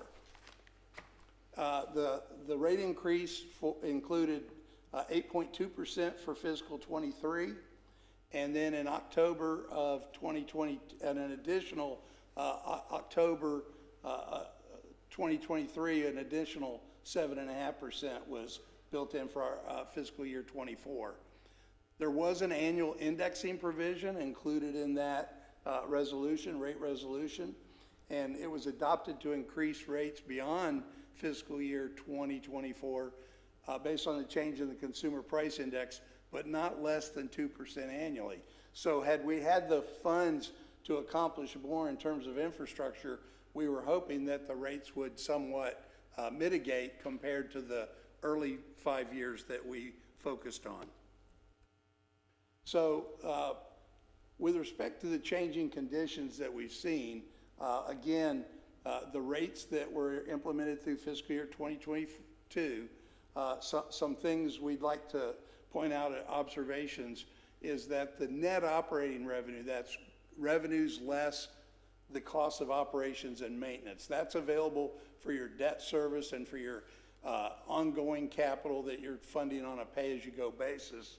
It was about, in 2022, it was $700,000 under plan in the last 5-year plan. So the revenues were actually 1.2 million more than what we had anticipated. You had some pretty strong growth in that era, and the revenues picked up, but the expenses, including all the operating expenses and required transfers, had increased by 1.9 million. So again, and then you had the inflation of 2023 that was approximately 8%. So again, this is where we're starting from. We're a little beyond our plan in terms of the needs are still remaining that are unfunded. And again, there was the prospect of issuing additional debt for these capital plans. So again, now, because of the cost of the programs, we didn't complete and fund as many of them as possible. So not all the debt-funded projects that we anticipated were accomplished. Again, it's becoming more a common practice to use debt service to fund infrastructure related to stormwater. These are long-term assets that'll benefit the community many years in advance. It's only been recently that we've seen a large increase in debt financing, but it's certainly appropriate to help mitigate near-term rate increases and spread the cost over the benefits. In coming up with the 23 budget, which is the basis for the study, the staff had accounted for additional increases in operating expense based on inflation that they're experiencing. There were also additional staff added to continue to achieve program goals. The FY23 operating budget is approximately $700,000 greater than FY22, or 10% more as budgeted. In addition, the general fund currently supports the cost to maintain right-of-way mowing. This study, based on staff's analysis, proposes to establish that stormwater funding pay for that right-of-way maintenance. It does benefit the system and the stormwater function. And so there would be a transfer to the Public Works Department for right-of-way mowing of vacant properties. There's currently over 10,000 parcels, and the annual average cost of that is approximately $800,000 a year. And again, that's currently paid by general fund revenues. The program maintenance and capital improvement program has reflected the increased maintenance. We've revisited the capital construction costs and the costs of new equipment, and those costs have been adjusted to reflect recent inflation and the continuation to some degree of future inflation. So the annual rate-funded maintenance expenses are estimated to increase from approximately $5.1 million in fiscal '23 to an average annual need of $8 million from over the period from fiscal '24 through fiscal '27. So we're seeing by fiscal '27 that current $5.1 million to maintain and do capital repairs of the system will grow to about $8 million. In addition, the study does fund the stormwater's portion of the Maintenance Operations Center. That share for stormwater is $11.1 million. And so in this study, $2.5 million a year is planned to accrued funds for a payment towards that proposed operations center. So in order to frame the discussion going forward about rate levels, the staff has summarized the plan changes under 3 level of service priorities that we'd like to share with you. So priority 1 is to continue to fund our maintenance needs. It funds a $55.6 million program in maintenance and capital projects. That includes $3.4 million in loans for new equipment. It includes new personnel costs that over time, by the end of the 5 years, will be approximately $3.1 million per year. They're included are 2 ditch crews in the plan. 1 is new. So right now you're funding 1 ditch crew. We've added another ditch crew. There's a concrete and asphalt crew included in the budget. Those expenditures are currently done by contractors, and those adjustments to contractor funding has been adjusted accordingly. There's also a freshwater canal and weir crew that is new. That is again currently contracted, and then 1 freshwater canal dredging crew that's new. So the funding includes again the right-of-way mowing of about $800,000 a year and the $2.5 million for the operations center. So that's all in that 5-year program at a cost of $55.6 million.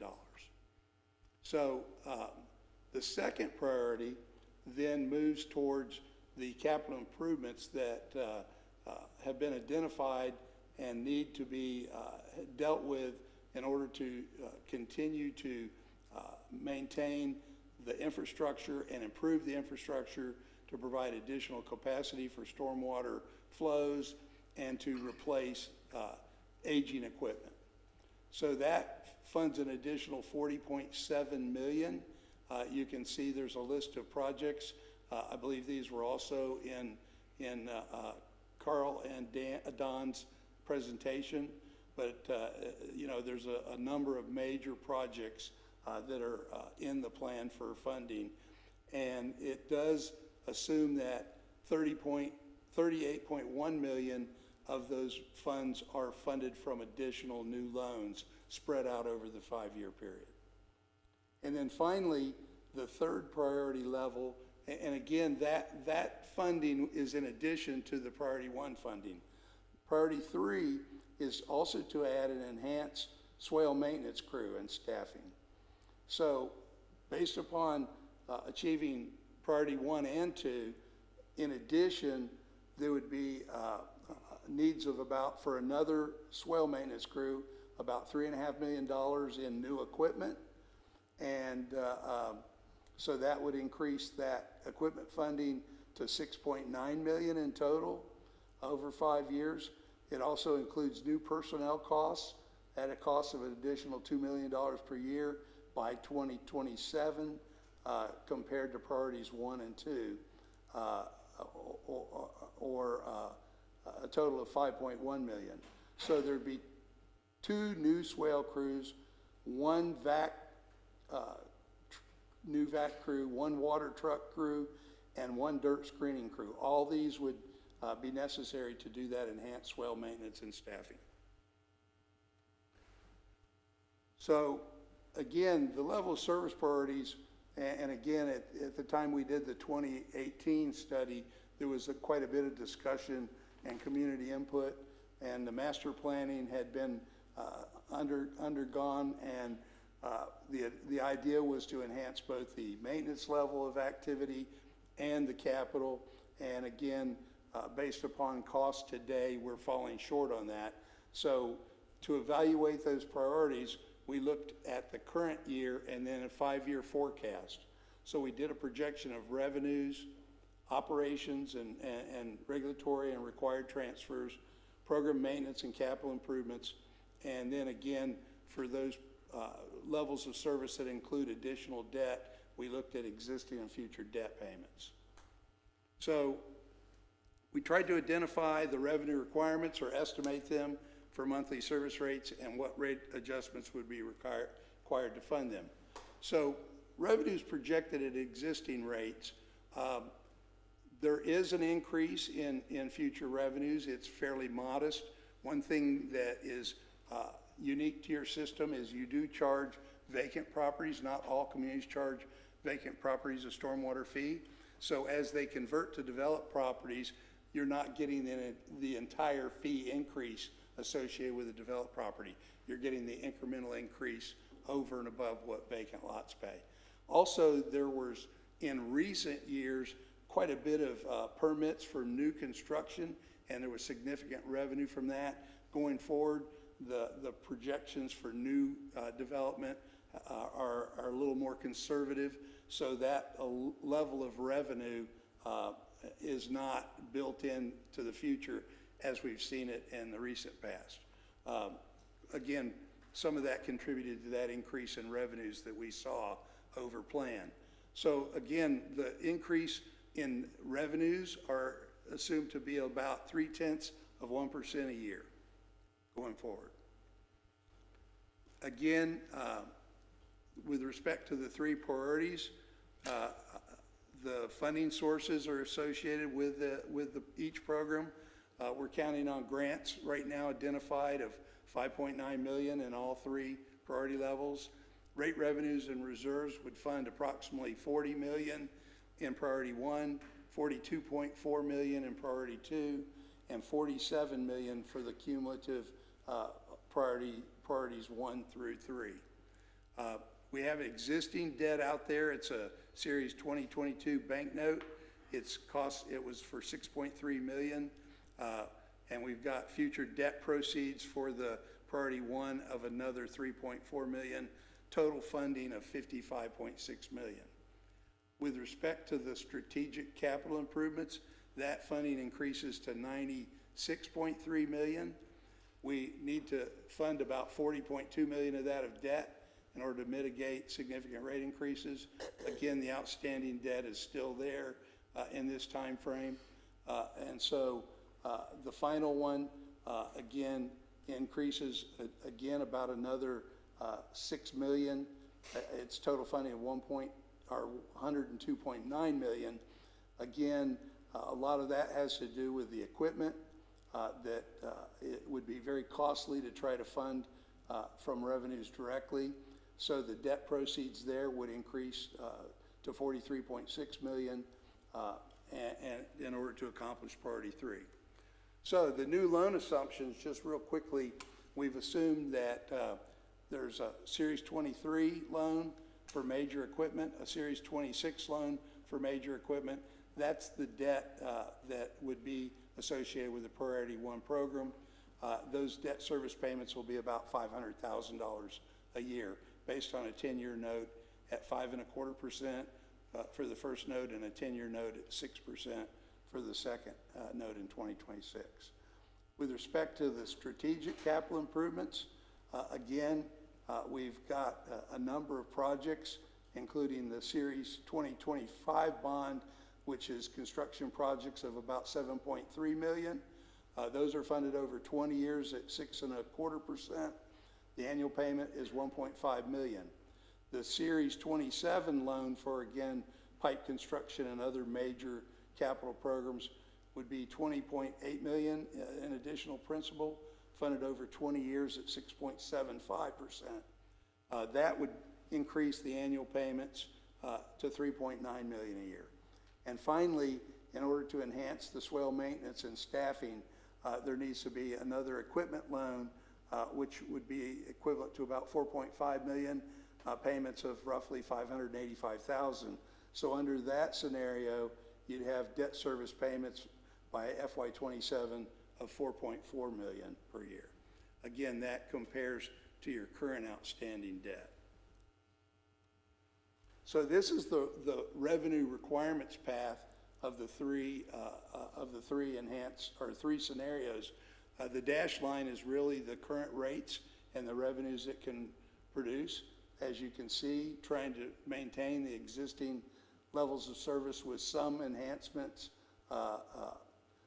to staffing, but very little accomplished in terms of additional capital is the priority one, and then the path increases up to priority three. Some major assumptions that went into this are personnel costs increasing at about 6% a year. The professional and contract services, after adjustment for those crews that would replace contract services, growing at about 5% a year, and other operating expenses at about 4% a year. So the considerations we made is that the following criteria are critical to the program.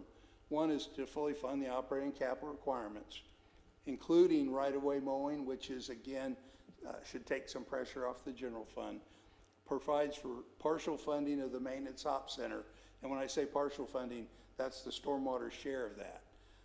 City policy is also to maintain a minimum reserve fund equal to 20% of annual operating expenses, required transfers, and debt service. That's to provide adequate working capital to meet the operating needs of the system, and it's a contingency to respond to natural disasters or other unforeseen events. And then also, we test to ensure that you comply with the debt service coverage requirements of any current and future loans that have been assumed. So your existing reserves are above that 20% minimum, but we did use those to fund program maintenance and capital costs in addition to the rate adjustments. So that additional reserve amount that was available actually mitigated somewhat the early increases that you'll see. So this is the result of the financial analysis, the assumptions we made regarding labor costs and operating expenses, and the capital plans associated with the various options. So the current rate is $22.27 a month. It would increase under priority 1 to continue to fund maintenance needs. It would increase by $5.58 in FY24, and then go up another $3.06, and then level off somewhat to $1.86 and $1.96. That would take the bill, the monthly bill over 5 years, up to $34.73 a month. Under priority 2, to fund those additional capital needs, again, those don't start, and the repayment of the debt doesn't start immediately. So the first year is the $5.58, comparable to priority 1. But then in years FY25, those rate increases are higher at $6.96, $4.87, and then finally, again, because of the compounding benefits, only an 80-cent increase would be needed in 27, which would take the rate to $40.48. And then finally, I just want to interrupt for a second. So those monthly increases include priority 1 and 2? yes, just so you it's know. cumulative. Yes, sorry. And then finally, when we add in the enhanced swale maintenance, again, that would begin in FY24 as projected. So that increase is fairly significant in that first year, taking the rate up by $11.37 a month, again, to fund all the costs associated with priority 1, as well as the swale maintenance crews. And then those rates would be similar increases in 25 and 26, and take the rate ultimately up to $45.16 over 5 years. So this is just the rate path, and again, you know, you are approaching the mid $40 a month level. I will say that I work with systems all over the state, and Palm Coast has probably one of the most complex stormwater systems that I deal with in terms of the need and the requirements for funding. So again, the 3 priority levels were developed to address program goals and look at what it would take to achieve those goals. We tried within each priority level to have a balanced approach where we made debt payments and new debt issuance associated with certain major costs, and then ongoing renewals and replacements that made sense were funded pay-as-you-go directly from revenues. The factors that went into this: recent inflation, new staffing, additional vehicle and equipment needs, right-of-way mowing, funding the CAP Maintenance Ops Center, and again, the major capital improvements program that Carl and Don discussed with you. So based upon this, if you want to achieve priority 3, we recommend that you would adopt those rates, and it would become effective on October 1, 2023, and then the additional rate increases each October 1st thereafter. The service level 3 adds certain strategic capital improvements, invests in new staffing and equipment, and will certainly enhance the program over what you're able to do today. We believe that some of that is retaining existing staff to keep working on those backlogs. Add 2 additional swale crews that will double the swale maintenance efforts and increase the level of service over current levels. Add a second ditch crew that allows the team to work in tandem with the swale crews. As Carl pointed out, it's real important for the swale benefits to a crew that we need to do downstream ditch improvements at the same time. By bringing in the asphalt and concrete work in-house, as opposed to using contractors, it should give the city more control and accelerate project response and completion time. And then again, the major capital improvements, as Carl indicated, you know, much of your assets are at their service life, so the lining programs will help extend that life and ensure that it functions properly. The rates that are proposed here should provide cash flows adequate to do those activities, both operating and maintenance, that are built into this forecast and to the operating plan.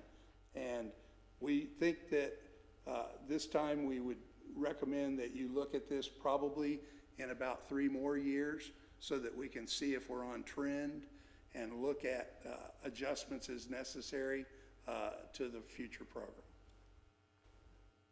Hopefully we will see some abatement in the rate of increase of inflation, but I recently prepared a wastewater and stormwater study for the city of Hallandale Beach, and the capital costs in some of the projects that we funded came in literally twice as high as what they're anticipating 6 months ago.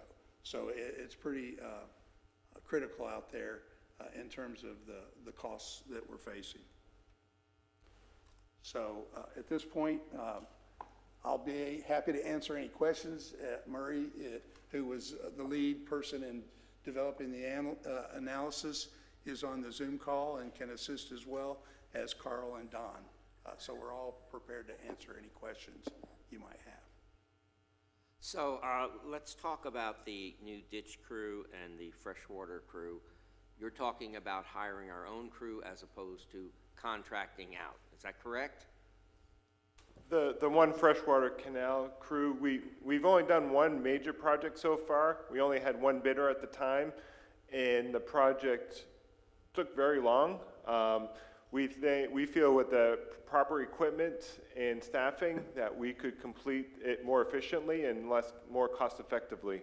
So in lieu of paying contractors, we would perform it in-house. I guess my question is, will we be saving any money by having our own crews as opposed to contracting out? That's the anticipation, just due to the lack of not having contractors bidding on the project. We have limited bidders, so typically that results in higher bids, higher cost. And now that we've performed one project, we're very familiar with the operation and how it could be completed, and our staff feels that bringing it in-house is going to be a cost benefit. How many employees on a new ditch crew and a new concrete asphalt crew?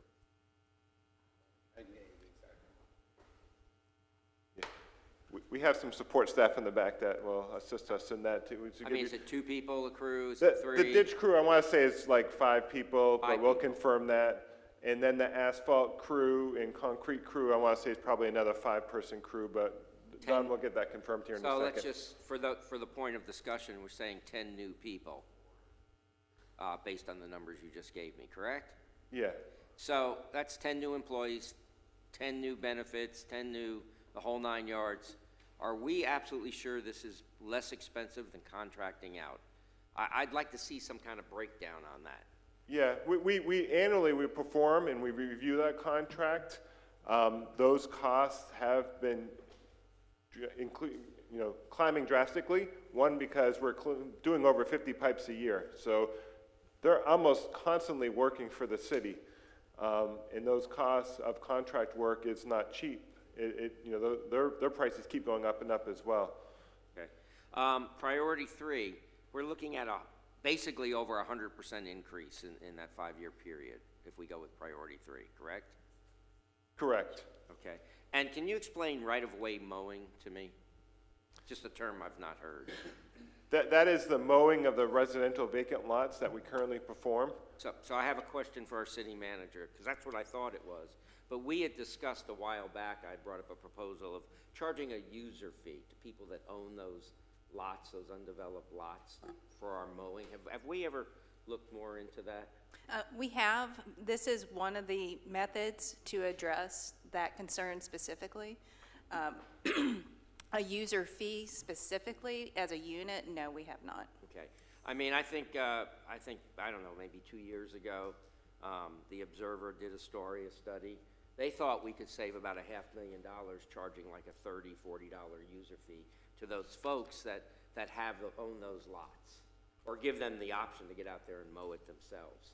I just don't think we should be mowing somebody's property if we can charge a user fee for it. So it's something I'd like us to really look into. And I don't know if it's cost effective. I don't know you know, by the time you start adding it up and the billing expenses and everything else, and with lots obviously being developed, you know, it's a dwindling resource. But it just seems kind of silly for me, for us to be paying $500,000 or so to continue that practice if we don't have to. Anyway, I want to thank you guys for. So I wanted to share with you, we did consider some of the issues associated with that. So one is that, it does benefit the stormwater system, the mowing. That's one consideration. But two, in order to charge a user fee, you would charge that user fee if it was only directed towards those lots, would essentially be way higher than the current charge you're charging for stormwater service for those facilities. Also, it's difficult to collect because those properties aren't developed. They don't have utility service. So you'd more likely have to look at some kind of assessment to them because if you charge monthly, you're liable to have a significant collection problem for that. Yeah, well, my thought obviously, would you be could quit charging- mowing, but that wouldn't serve the community well. My thought would be charging yearly. It's part of the property taxes. Yes. You know, so say it's a yearly charge of, I don't know, just say $50. If you don't pay it, we'll collect it sooner or later. If you put it on the tax roll as a non-ad valorem assessment, that's correct. Yeah.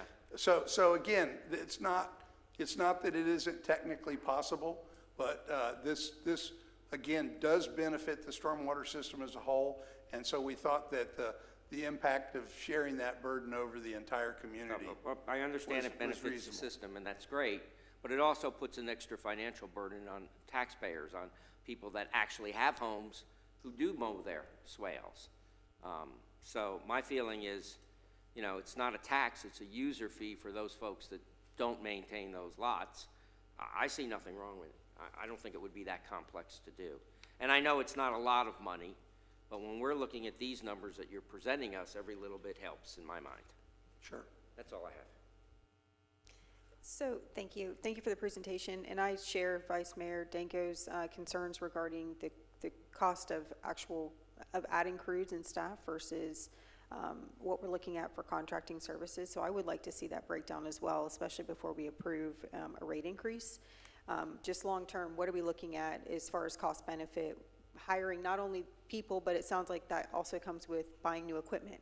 So we need to see those costs versus continuing to contract out those services. Additionally, I also would like to see a yearly assessment for the right-of-way mowing. In slide 5, you talked about the general fund currently supporting the cost of this, which means it's coming from homeowners. It's the millage. So if we can transfer that, make that assessment go into stormwater somehow, something that takes more relief off of our, having to look at our millage rate every year and taking those monies from stormwater specifically, I think would be helpful as far as how we're moving monies around and using monies. I don't know, I don't want to keep talking. Are there any comments? I know you leaned forward, Mr. Schrager. Okay. If you have something to say, just let me know, I'll stop. When will we see the mock expenses drop off? So when are we no longer going to be paying for the new operations center? So that's funded over the 5-year rate period. So those would drop at the end of 5 years. Okay, so when we're looking at, I guess that kind of dovetails into my question of why would we readdress this in 3 years and possibly kind of go back on what we're saying as far as putting these increases into place now, but then saying, oh, well, in 3 years we may change it again. Well, I don't know that we're proposing to change it in 3 years, but so right now you revisit it at the end of 5 years. Mm-hmm. We're just suggesting you take another look at things. Doesn't mean that we would necessarily change that path. But for example, if costs continue to rise, that $2.5 million that funds the operations center may be needed to continue to be in place for other capital needs. So it's just a saying that we should check the health of our system. Maybe capital projects start to abate and they come in lower. I've been doing this a long time. I haven't recommended too many rate reductions in my career. But that being said, I think it's a very dynamic system, that's all. Right now, utilities and stormwater, the costs are very dynamic, and, you know, we've tried to build in as much conservatism and care in this plan, but it would be worthwhile to revisit it, I think. So the rate increases that you are proposing, those do cover the cost of mock and also the debt that you were referring to as well, right? That's correct. Okay. And then on slide number 7, when we're looking at priority 2, that includes the capital improvements. These are addressing those old bones that we keep referring to. Is that accurate? Correct, as well as some new enhancement projects like the Blair Colbert project we mentioned, and we're adding some capacity. So in looking at the difference between priority 2 and priority 3, if we choose to go with priority 2 rather than 3, are we taking the risk of neglecting anything that could cause ultimate failure down the road? Or by not doing 3? Correct. Yeah, right. No, three is more about level of service, getting to the work orders quicker, addressing homeowners' complaints at a much faster response time. But it really doesn't have a major impact on the function of the stormwater system. It's more of a level of service aesthetic issue. And then in the last presentation, there was a reference to not being able to retain employment and having high turnover because of non-competitive salary. We're talking about adding more people, yet also we have the risk of not retaining employees currently because of being non-competitive in the market. And I guess my question is, what is the cost of having to train new employees? And is this actually a prevalent issue when we're looking at possibly adding more people but not retaining what we have? Yeah, we've initiated a program. When we lost our prison crews during COVID, we actually started hiring temporary staff members, and during that time frame, we were able to easily transition a lot of those temporary employees into full-time positions. So it was almost like a trial run, a training program. We bring them on board. I think we have started to see a trend of not losing as many staff as we had earlier on, maybe a year ago. But that's been nonstop since the beginning of the program, but it's also the same when we're trying to hire contractors because they don't have the staff. They're not responding and coming out and doing the work when we need them because they're either overloaded with work or they don't have the staff. So, in the past, I know you talked about wanting to see the analysis of bringing it in-house or performing it. We obviously would never bring something in-house until we did that full analysis.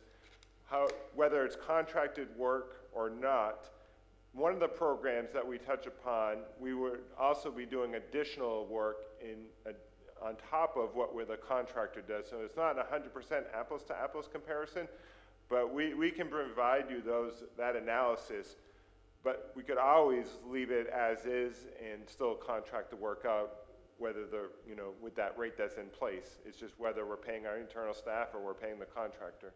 And forgive me, I don't mean to insinuate that you don't do that analysis. I would just like to see it, as I think Vice Mayor Danko would as well, before we make a decision on the rate increase.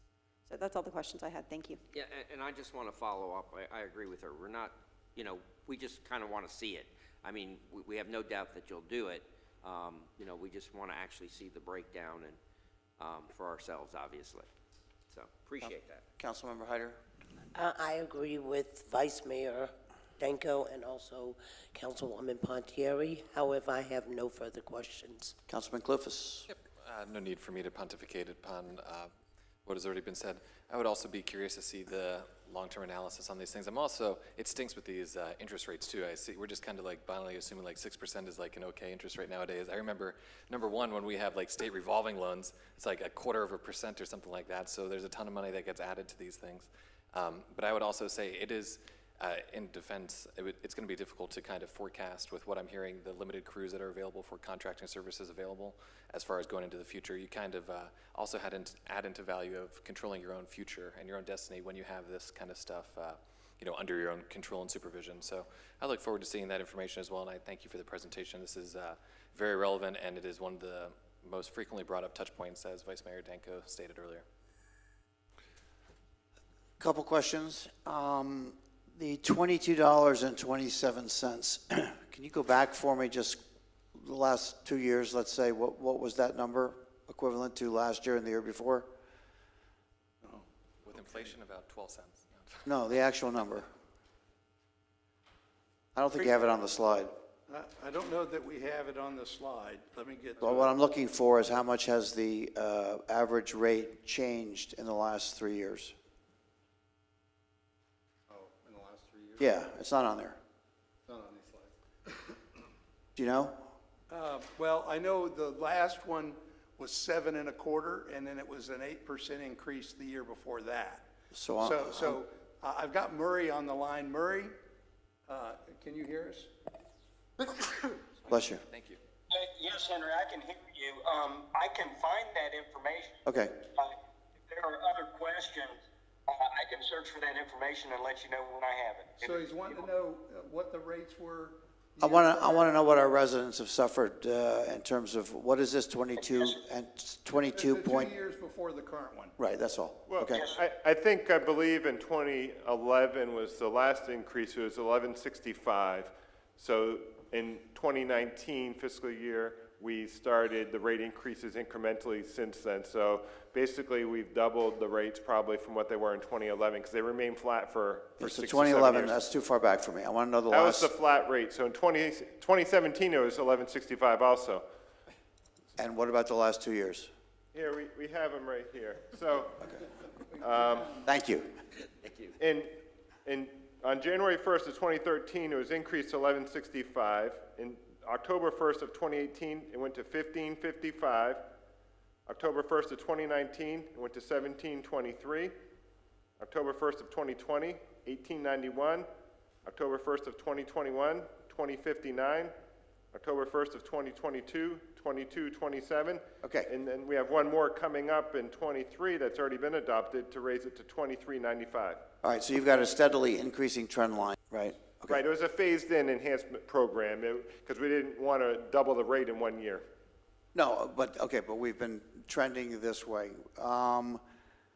So help me with this, well, two things. One, did you include in your study the governor's Moving Florida Forward initiative for our city, which has reached the terminus of its infrastructure aging?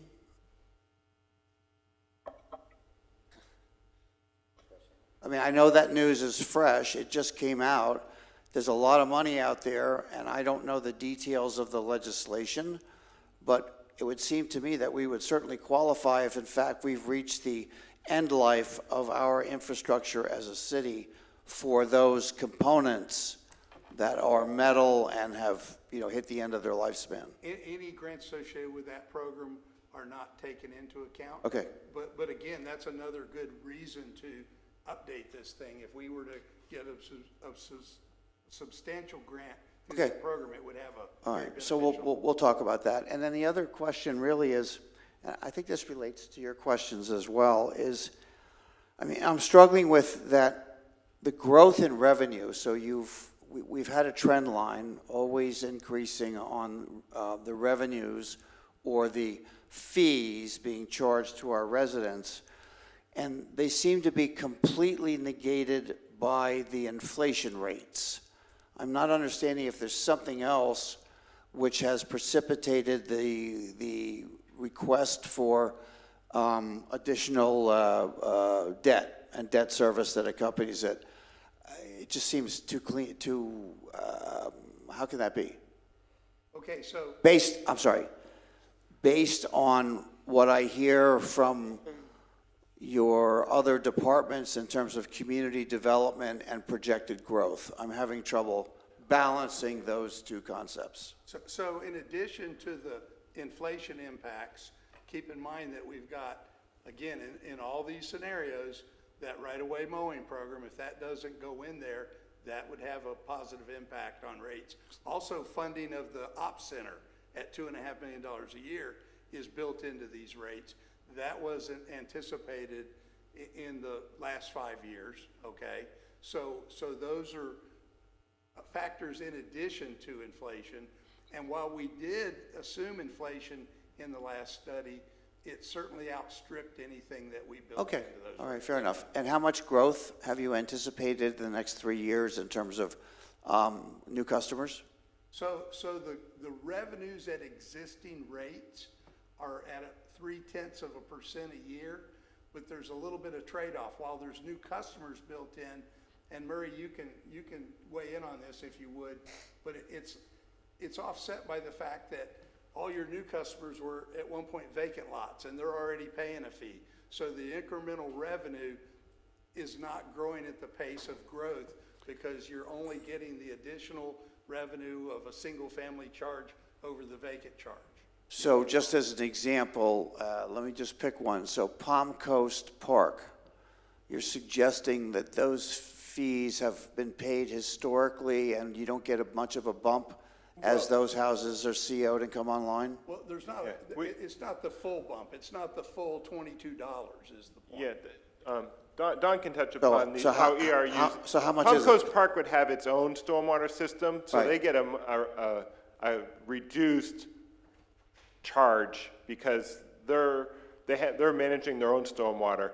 On a ITT residential lot, they're currently paying roughly 75% of the charge. So when they build a home, we bump it up to 100%. So it's a very small incremental upcharge. This is the 10,000 infill lots that are left over time, not the growth and development of Palm Coast as a city. Typically, all new development has their own stormwater system, so that increase or added revenue is much smaller because they're managing their own stormwater.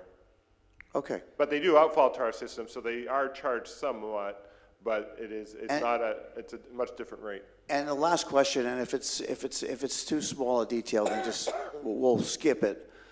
But we currently charge a utility fee for water to certain special districts at a premium of a 25% surcharge. What percentage of our budget is that? And I don't need the answer right now. Is it significant or insignificant? Yeah, we don't do that in the stormwater system because we only serve City of Palm Coast residents. So no, we don't help out anybody else outside of our city limits? Okay, thank you. All right, that's all I have. Any additional questions? Tough, I appreciate the presentation. I know it's a tough discussion.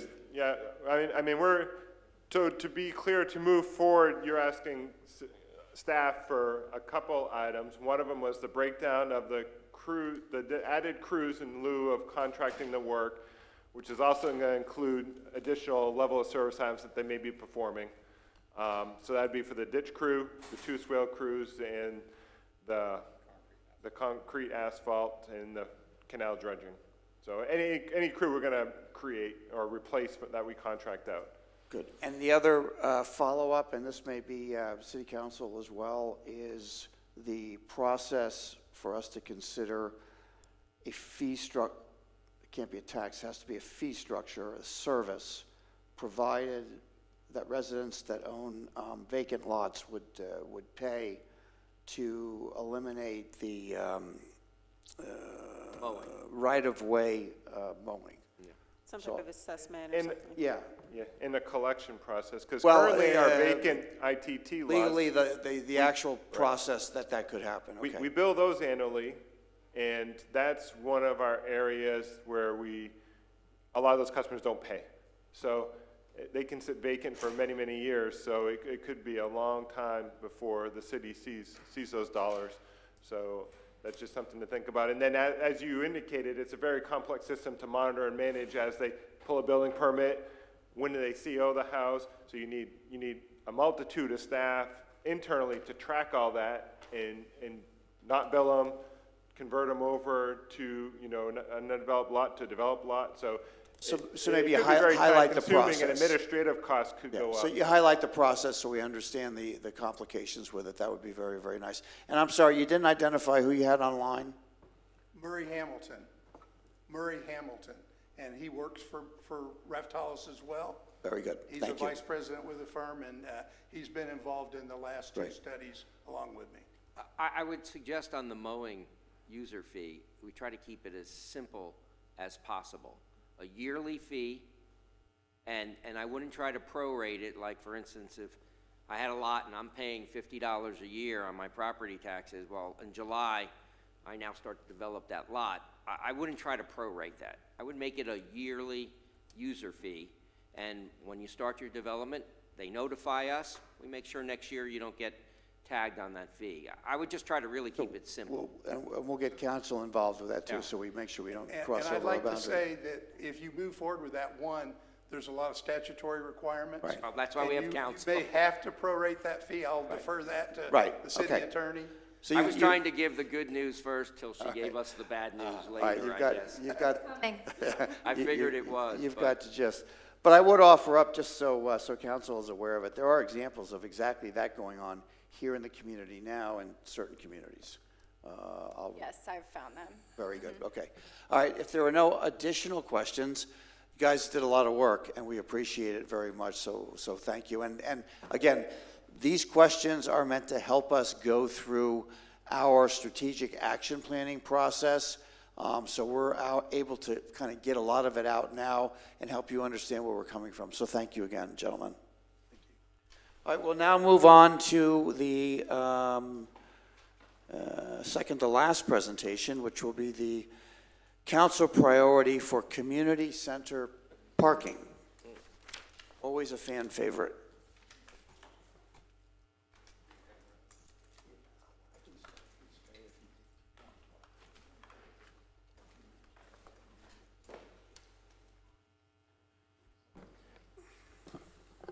Well, good morning, Mayor and City Council.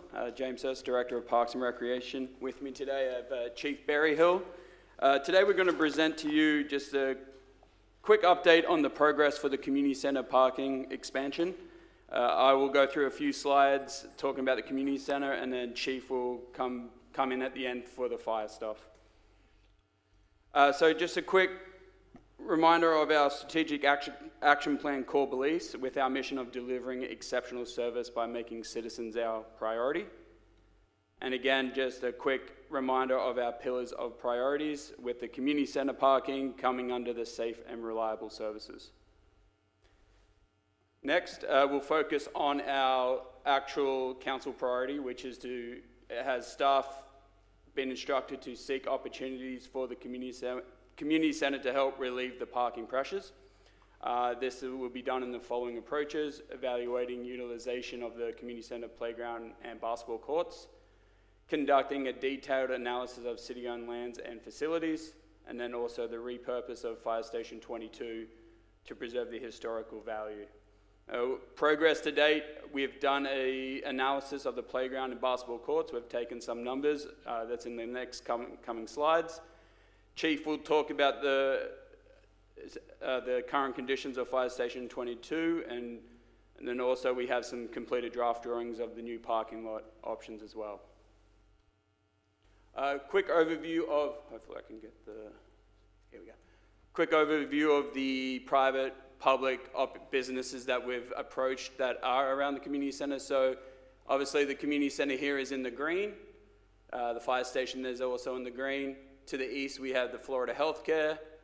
Up north, we have Brookdale. Next to Brookdale, we have the Office Park Medical Plaza. And then behind the community center, we have the St. Mark by the Sea Lutheran Church.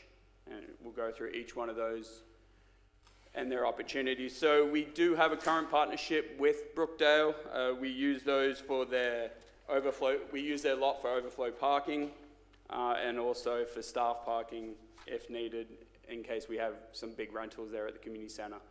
The Florida Healthcare, they are open to partnering with us during their non-business hours, so pretty much after 6 p.m. during the day, during the weekdays and weekends. We would just need to list them as additionally insured, and we are actually currently working on getting a new quote for that. The Office Park Medical Plaza did not want to deal with us just due to liability issues. Same with the Lutheran Church as well. They just would not allow outside parking just due to insurance reasons. When we looked at our evaluation of the community center playground, basketball courts, and the tree area, we had staff take a very small sample size of the utilization of the area. Staff took daily counts between at 10 a.m., 3 p.m., and 6 p.m., totaling, and this was in the year of 2022, this was just last year. And so, we see a total of about nearly 10,000 people visiting the park, but again, this is a very small sample size. we do see utilization. Our summer camp uses it, our winter camp uses it, and then also the basketball court is heavily utilized till 10 p.m. at night. Usually staff would take discounts if they were working as well, so when we would have the building closed, staff obviously wasn't there to take any counts. Just to kind of go on to the tree aspect of the community center as well. So the current design of the community center does meet our land development code of chapter 11, which indicates tree protection, landscaping buffers and irrigation. And here's just a more in-depth look into that LDC, and I'm not really going to go through all of it, but just kind of want to touch on item D under 11.02.01 of the historic trees, which are protected trees with a trunk of 36 inches or larger in diameter. Look, as you probably, in the playground area especially, you will see that all the trees, and after our analysis, that all the trees at the community center, with the exception of newly planted, are protected and or are historic. With that being said, I will hand this over to Chief Berryhill, and he will talk along the fire lines. Thank you, James. Good morning, Mayor and Council. So James reviewed our potential parking partners in the area. He also talked about activities in the area of the community center that are not currently being used for parking. And he described some of the limitations associated with the trees in the area. And this is an area very much along the corridor of our tree canopy that is really valued in our community. So we're going to look at 3 addresses of city-owned land, and you're looking at a rendering associated with the beginning of this council priority about 4 years ago of addressing some opportunities for additional parking in the area. So the 3 addresses, obviously James discussed 305 Palm Coast Parkway Northeast, that's the community center. So we're going to talk about the land right next to it, which currently is where current Fire Station 22 exists. And then the parcels that touch that to the south and the east, which are 313 Palm Coast Parkway, they're kind of an L-shaped, but they're 2 separate, but they have 1 address on there. So go ahead, James. So we're going to come back to this rendering of what could potentially happen in this area after we talk about those, but this is a little preview before, maybe an appetizer before the main course, so go ahead. So we've already kind of established that Station 22 doesn't work from a fire department perspective. It's an almost 50-year-old building that was not designed for the modern-day needs of the fire service. We've purchased a replacement site. We know some of the challenges of potentially repurposing. That's something that we've been challenged to do with this priority, is to see what the opportunity is to repurpose this facility.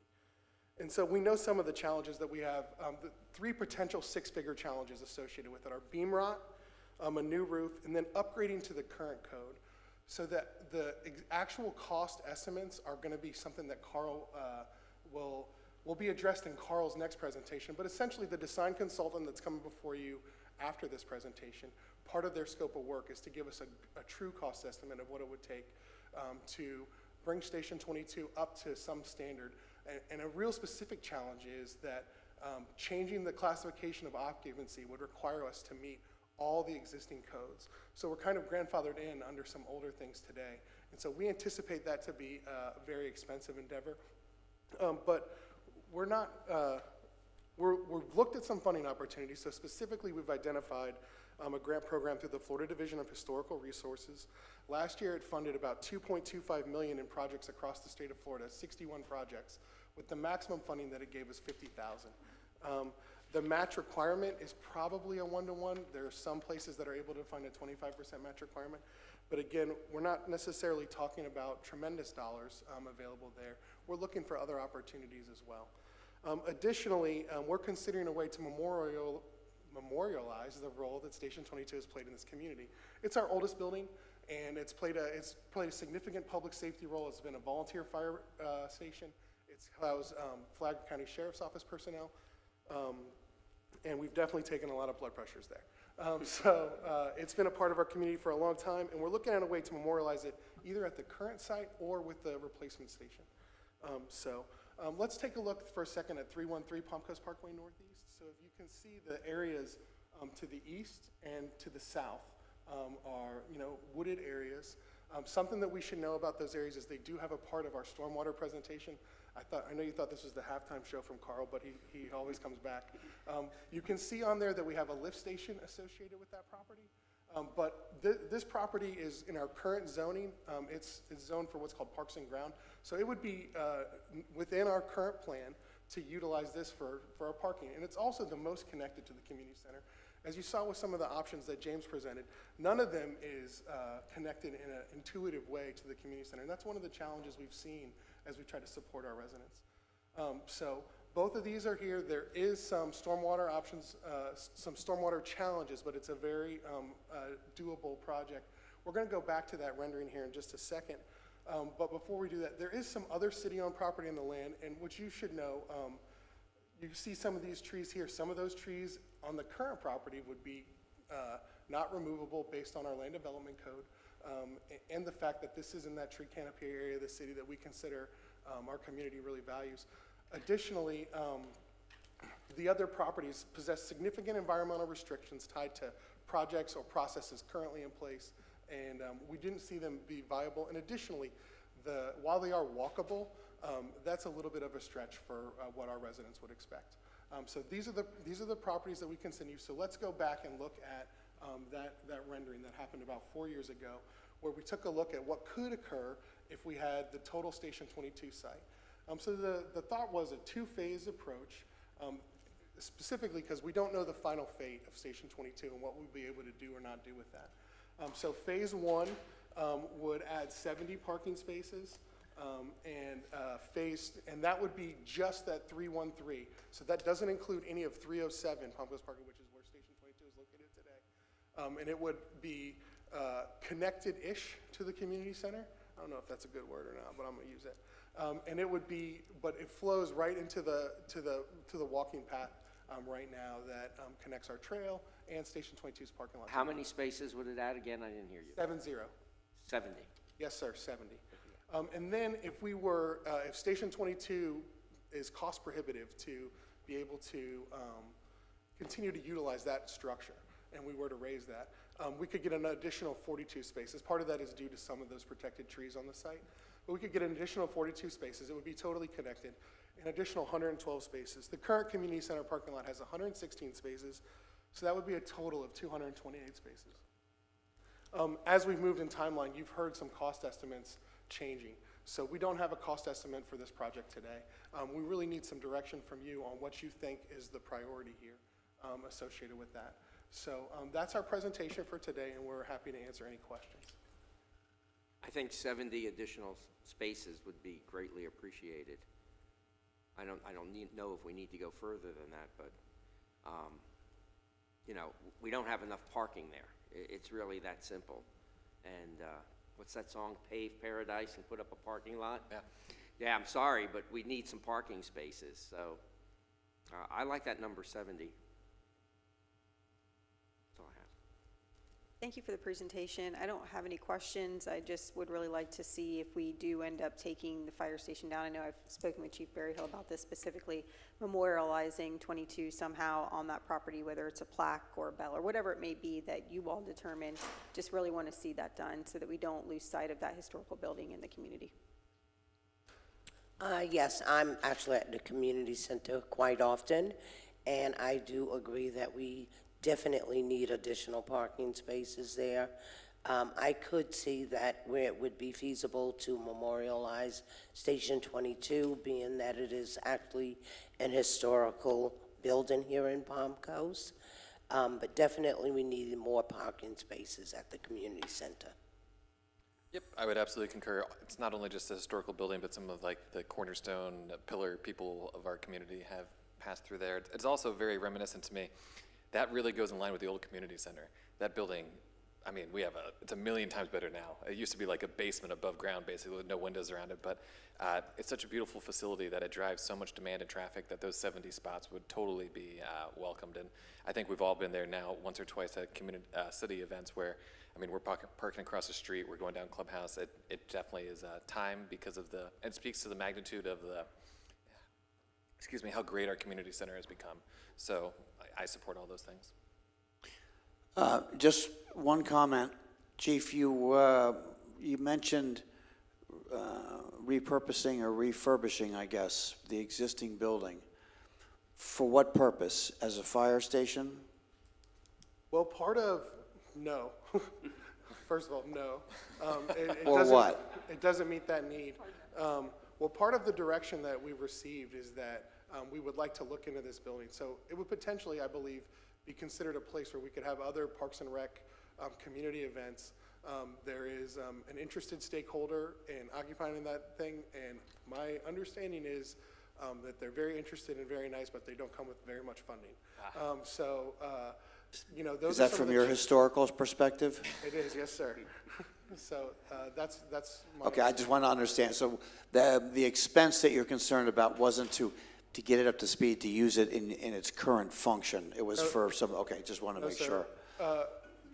My understanding is that this council has decided and shown with their actions already that we're behind replacing that from a fire station perspective. We own property.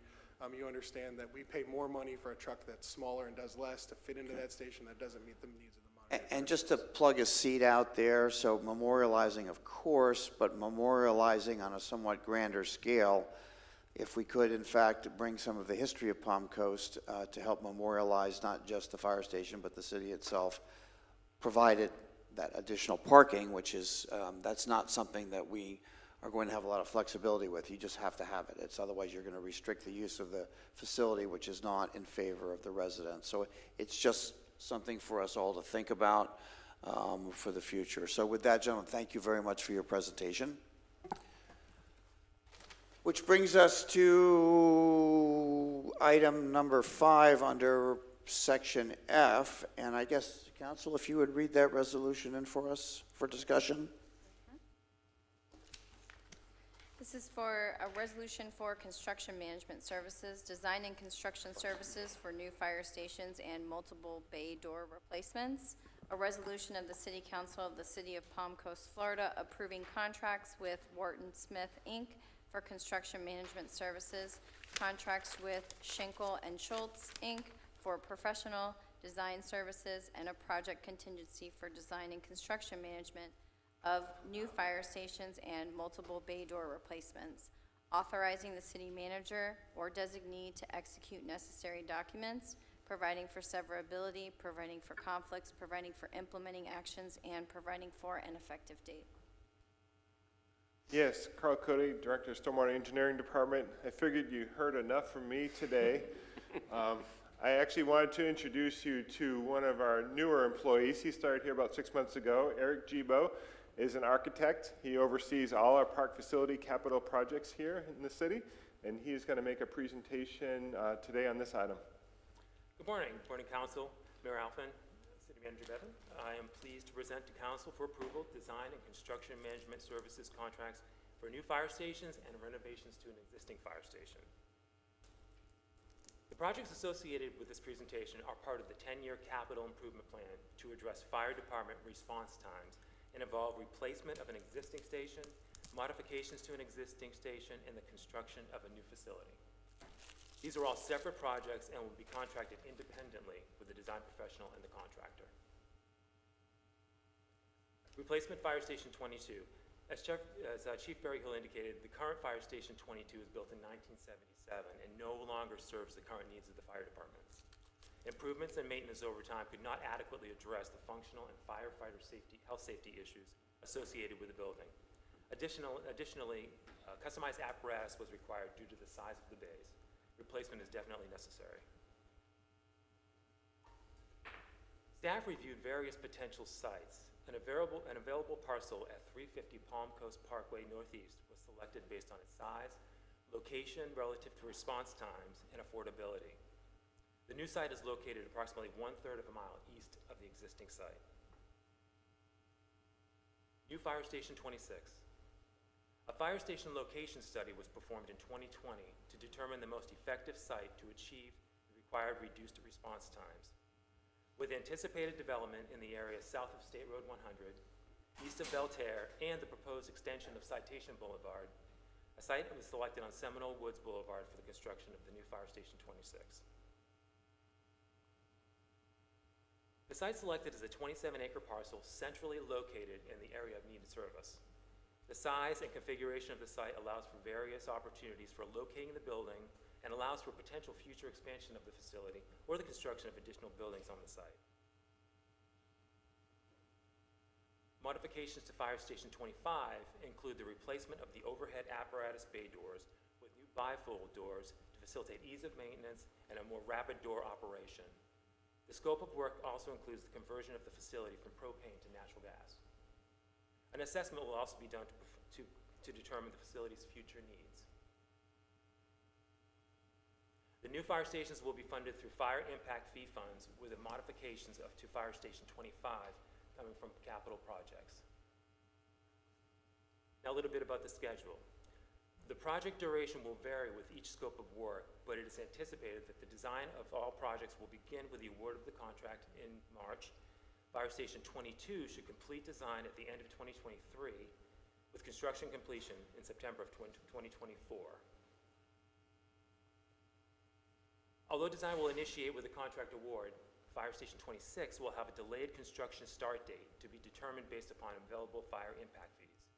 We'll be working with the contractor to determine the benefits of concurrent construction of Fire Station 22 and 26. The work associated with Fire Station 25 will be completed this year depending upon material lead time. 8 qualification packages were received for design services, and Schenkel Schultz was selected as the top-ranked firm. Council actions are for the approval of a design professional services agreement with Schenkel Schultz Architecture for programming through schematic design of Fire Station 22 of $150,050 and 26 of $157,350. Design services through construction administration for Fire Station 25 are in the amount of $54,900.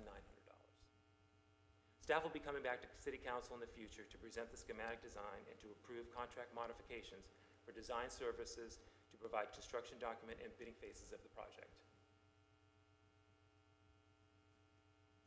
4 qualification packages were received for construction management services, with 2 firms being selected to formally present.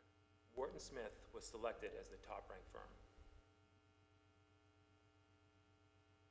Council actions are for the approval of a construction management services agreement with Wharton Smith Construction Group for pre-construction phase services for Fire Station 22 and 26 in the amount of $60,716.64, and Fire Station 25 in the amount of $3,980.18. Construction phase services will be contracted at 5% of the cost of the work. Future council actions will be for the approval of the guaranteed maximum price. Staff is also requesting approval of the project contingency of $50,000 to address any unforeseen circumstances or additional design and pre-construction services that may be warranted. Thank you for your time, and I'd be happy to answer any questions. I really have no questions. I just have one with regards to the bay doors that you were referring to. When you're looking at future needs, doing a future needs assessment, at what time in the process is that future needs assessment going to be done? Just when we're looking at maybe being able to do more than just the bay doors while we're in there kind of doing these improvements? Correct. As design is progressing, we'll have conversations with fire staff and with the design professional to determine what it is, or if anything else that needs to be done to the building to make it more functional and more safe for the firefighters. Perfect. And also look into, if there are some, we'd incorporate into our 5-year or 10-year CIP plan, just so we identify any future needs. So we're trying to get ahead of those and plan those dollars. Okay, thank you. No questions. Again, no need to pontificate, but I think utilizing the experience and the hands-on, just understanding of how a fire department operates, we have some of the the best men and women to do this. So making sure that we're leveraging all the information that they can give us, because those are the people who really know what we're doing. I mean, we've set it up here. What kind of bay doors are on there are insignificant to us, but as long as it is providing the absolute best situation possible for our emergency services, you have my support. And just briefly, you had a number plugged in of 60,000 and change for the Fire Station 22 plan. Is that correct? For both of them, I see. That's for both of them, yes, sir. My question really was, we don't really have a plan for Fire Station 22 yet, so how do you estimate a pre-construction phase cost? This is for the new fire station, 22. This is the construction management I'm sorry, firm. for the new one? Yes. Okay, so it has nothing to do with the existing building? Right. We are going to have a separate contract for them to perform an assessment on the existing fire station So I guess 22. it's a silly question. You're not going to change the number, Chief? Is that the legacy of the fire department? You build a new one, but you don't give it a new number? You add a point You don't, one. no, you don't have to come up. Okay, fair enough. Thank you. That's it. I don't have any other questions. Thank you, gentlemen. I appreciate it. With that, we'll move to the section G, which is the final public participation for today's meeting. I have a gentleman that would like to approach and speak to City Council, if you would. Two, actually.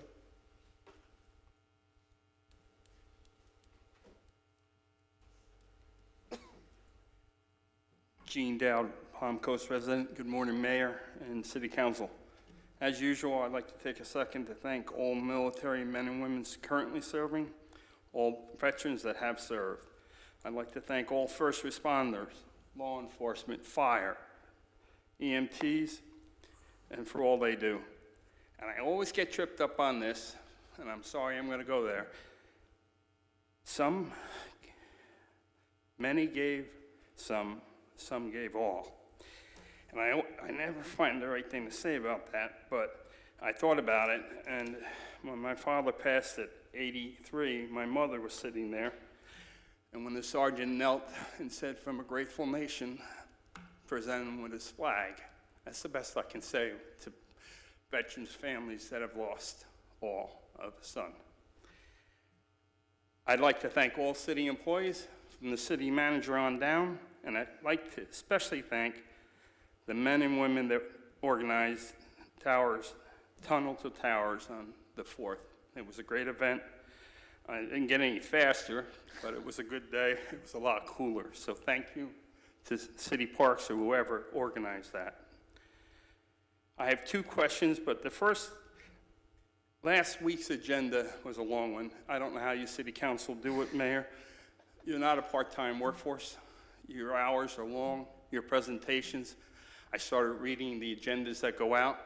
God bless you all. But I don't know if it's possible, but when there's children as part of the presentations, maybe that can be moved up, because they had to wait till after comments. And a lot of them were young, and it was a great thing. It was a calendar. So I don't know if that's possible when so many are in the room, parents and young children, that they have to wait 30 minutes. Because I had my comments last week, but I just wouldn't do that before or after. It was a long day. So my two questions, and I gave it to the city already, is there was a gentleman here on December 13th, and he talked about Cinnamon, this survey on Cinnamon Drive, and the cost and what was reality. And that reminded me, I think we had consultants do some kind of work and come up with the cost to do sidewalks on not just that road, but others. I'd like to know what that result was. And also, how many miles does the city maintain for paving, maintenance? Because we really are seeing on the major roads that are traveled, potholes like we're still up north. And I think that's something we should not let go again. And I know it wasn't on purpose, it was budget and everything else, but I think we should know how many miles our good city maintains. Thank you.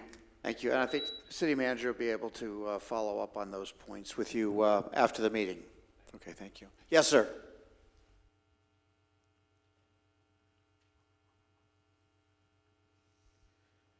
Good morning. My name is Richard Hamilton. I'm a resident of Flagler County.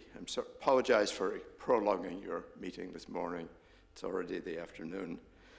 A couple of times this morning, there have been references to old bones in the new city. Unfortunately, I feel I'm one of those old bones. I used to like to joke that I was a senior executive of ITT up in New York, but I had nothing to do with the development in Palm Coast, so please don't blame me for anything. However, it also means I can't take any credit for some of the things they did well in terms of a very good infrastructure, aging, like me, but it served a lot of the needs of Palm Coast, and ITT lost a lot of money in the process. But we also left behind, I think, a lot of also aging, but very competent staff in your engineering departments and your service departments as well. So I recognize that too in the presentations today. I was very interested to listen to the presentations on the stormwater system and on the parking, and no discussion of a potential linkage between the two. The more stormwater is generated into the drainage system and eventually into the intracoastal waterway, compounds the flooding problems that we have during heavy rains and a confluence with rising tides and stormwater surges. I'm one of the few residents in Flagler County that actually lives on an island in the intracoastal waterway off the shoreline of Palm Coast and between here and the hammock. I'm not here to complain about you dumping your stormwater in my backyard. It happens, but we all have the same problems. What I just wanted to do is make a comment that we are interested in looking at potential solutions to stormwater. The storm that we've had in the last 6 months has been tremendous, and it's affecting a lot of us. And I know the city's looking at different solutions and engineering studies, and we'd be very interested in reaching out, helping. A much smaller, but much more direct to us. The linkage to the parking study is simply that we just cannot keep paving over large parts of what used to be our stormwater and our drainage and our sponging systems. We have to start looking at alternatives. I'm an old driver. I don't like parking structures and things, but maybe we need that. Maybe we need to be looking at different transportation systems to help with those parking problems that they're doing. So I just wanted to raise that today. Thank you for your comments. Are there any other members of the public that would like to address City Council at this time? Seeing no one come forward, I'll close the public comment section and go directly to final City Council member comments for items that were not on today's agenda. I just want to thank staff, our city manager, and especially our mayor for the State of the City address. I think under your leadership, Mayor Alphen, we are moving forward in the right direction, or should I say westward in the right direction. And it was a great presentation, and I greatly appreciated it. Thank you. That's all I have. Yes, I'd also like to echo the work that staff did and the speech given by the mayor. I thought it was wonderful, a great event for our community, so thank you very much. The only other thing that I did want to discuss today is during our last business meeting, we obviously had the Harborside issue come up, and during discussion, while there was approval of moving forward with Harborside, there were points made that perhaps the language of the resolution itself, specifically with regards to Section 10, could have been amended, tightened up, really just buttoned up so that the actual goals that the city was looking for from the applicant were met, and that there wasn't such a tentative or I guess lack of accountability for those goals. Pursuant to Section 9E of our policies and procedures, somebody who voted in favor, one of the members here who voted in favor of that resolution can make a motion for reconsideration. And I would urge our sitting city council members to make a motion, who voted in favor of that rather, to make a motion to maybe reconsider just that portion of the resolution so that we can make sure that the standards that our staff wants the applicant to comply with are in fact complied with and that they are held accountable. I myself cannot make that motion because I did not vote in favor of the resolution, but one of the members who did can, and we can limit it to specifically address just the standards in Section 10. So I just wanted to encourage one of our city council members to perhaps make said motion. That's all I have. Thank you. I would just like to also say I agree with Vice Mayor Danko. Thank you so much, Mayor. Thank you, City Manager. I am so proud to be a part of this city council board, and I believe that our city is absolutely moving in the right direction. Councilman Clufus. For sure, absolutely. Again, I echo the same sentiment. I'd be curious about the amendments to the motion that we had passed the other day. I'd be curious, it's difficult for me to say, I think for any of us to say without actually knowing the amendments that would be made to that as far as actual verbiage to, and I'm not sure how we could communicate that between council members before something were to happen. Does that make sense? Because of like sunshine law, we Well, can't. my suggestion would be, if you would like to discuss that further with city manager and council individually. Understood. Get yourself up to speed, and then at next, I guess, a business meeting, if you're so inclined. I Yeah, think that would makes sense. total sense. And then again, I'll just thank staff for being amazing, and the State of the City address was phenomenal. Thank you. Thank you very much. I'll try to be very brief. The city manager, the one, and I don't want to go back on an agenda item previously discussed, the one word that was missing from some of the presentations today was resiliency. And the reason I think, and I have no patience for that word, just so you understand, because it's overused. It's become a catchword like our housing affordability or anything else. However, it does resonate in Tallahassee. Tallahassee will be important to us for asks and legislative appropriations in the future. So if you could ask staff to weave that into their presentations, I'd like it to become part of all that we do, because we know everything we talked about today has an element of resiliency. I think it will just help us in the long term. And then my last comment today is I've scheduled a surgical procedure to correct the chronic bouts with diverticulitis. I will have several days of inpatient hospital stay followed by a short-term limited physical activity. I've planned my schedule accordingly to ensure all city tasks and responsibilities will be well attended. I would like a nod from my fellow city council members that when I am able and unable to appear physically, I can participate via electronic or Zoom and keep my vote intact during those times. That's why I'm telling you in advance. So I have let the record show I have an approval from each of my fellow city council members.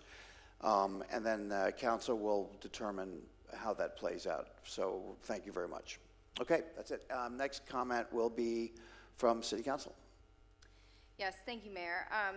Councilmember Clufus, just in response to your last statement regarding the motion for reconsideration, according to the City Council policies and procedures, the last opportunity to make a motion to reconsider is the meeting after the action occurred for which reconsideration is proposed. If the motion relates to a matter heard at a public hearing which has concluded, as it does in this case, and the motion is successful, all required advertisements and notices shall be implemented to notify affected persons and the public that the matter would be reheard. So this section of the code does not specifically state whether it's a regular business meeting or a workshop meeting. It just says the next meeting after the item was heard, which would be this meeting. And if you did decide to make a motion to reconsider the matter, then we being staff, and I would need to go through the public hearing notice requirements, since this is a zoning matter. We would have to do that first, so we couldn't set it for a date certain at this time, because we would need to meet the notice requirements. So that's what your policies and procedures state as to motion for reconsideration. Thank you. Two other items quickly. The amendment that was requested at the workshop to the policies and procedures will be at the our next business meeting. It will come to you. It's just that one amendment that we talked about regarding workshop meetings and public comment. And the invocation policy that I was asked to put together a draft will be workshopped at the March 14th meeting. So prior to that meeting, just when the agenda comes out, the draft policy will be in there and we'll be able to discuss it at that workshop. So that'll be the March 14th workshop. That's everything. That's all, Counselor. City Manager? Yes, I do have a few quick items. First of all, thank you so much for the words of support to staff for State of the City. A lot of passion and thoughtfulness went into that.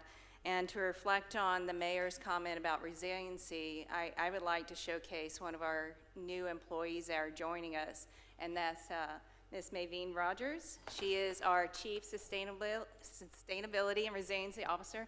I'm really excited about her coming on to our organization, really great things coming along.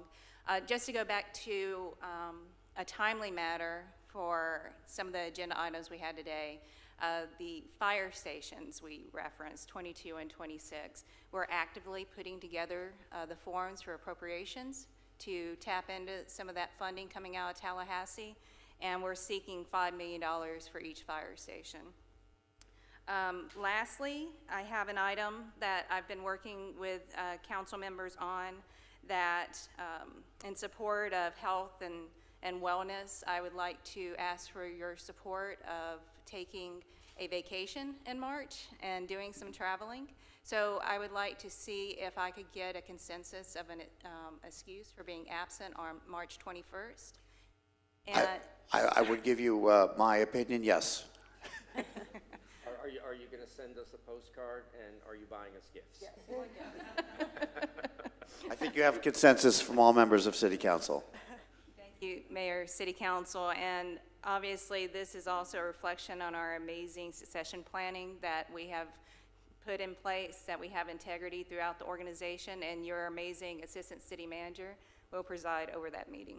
And just before you end, so City Manager, you have to take a bow, because from my research, speaking to the Florida League of Cities, and there are 400 and change cities, we are one of the few that has the foresight to have a resiliency officer come and be a part of our team. So the expectations are high, but the fact that we as a city of Palm Coast, again, #1 in our MSA recently, are looking towards the future. So kudos to you and your team for having the foresight to include that going forward. So thank you again. And with that, I would entertain a motion to adjourn. So moved. Let's do it. And so moved. Thank you. The meeting is adjourned. Thank you all.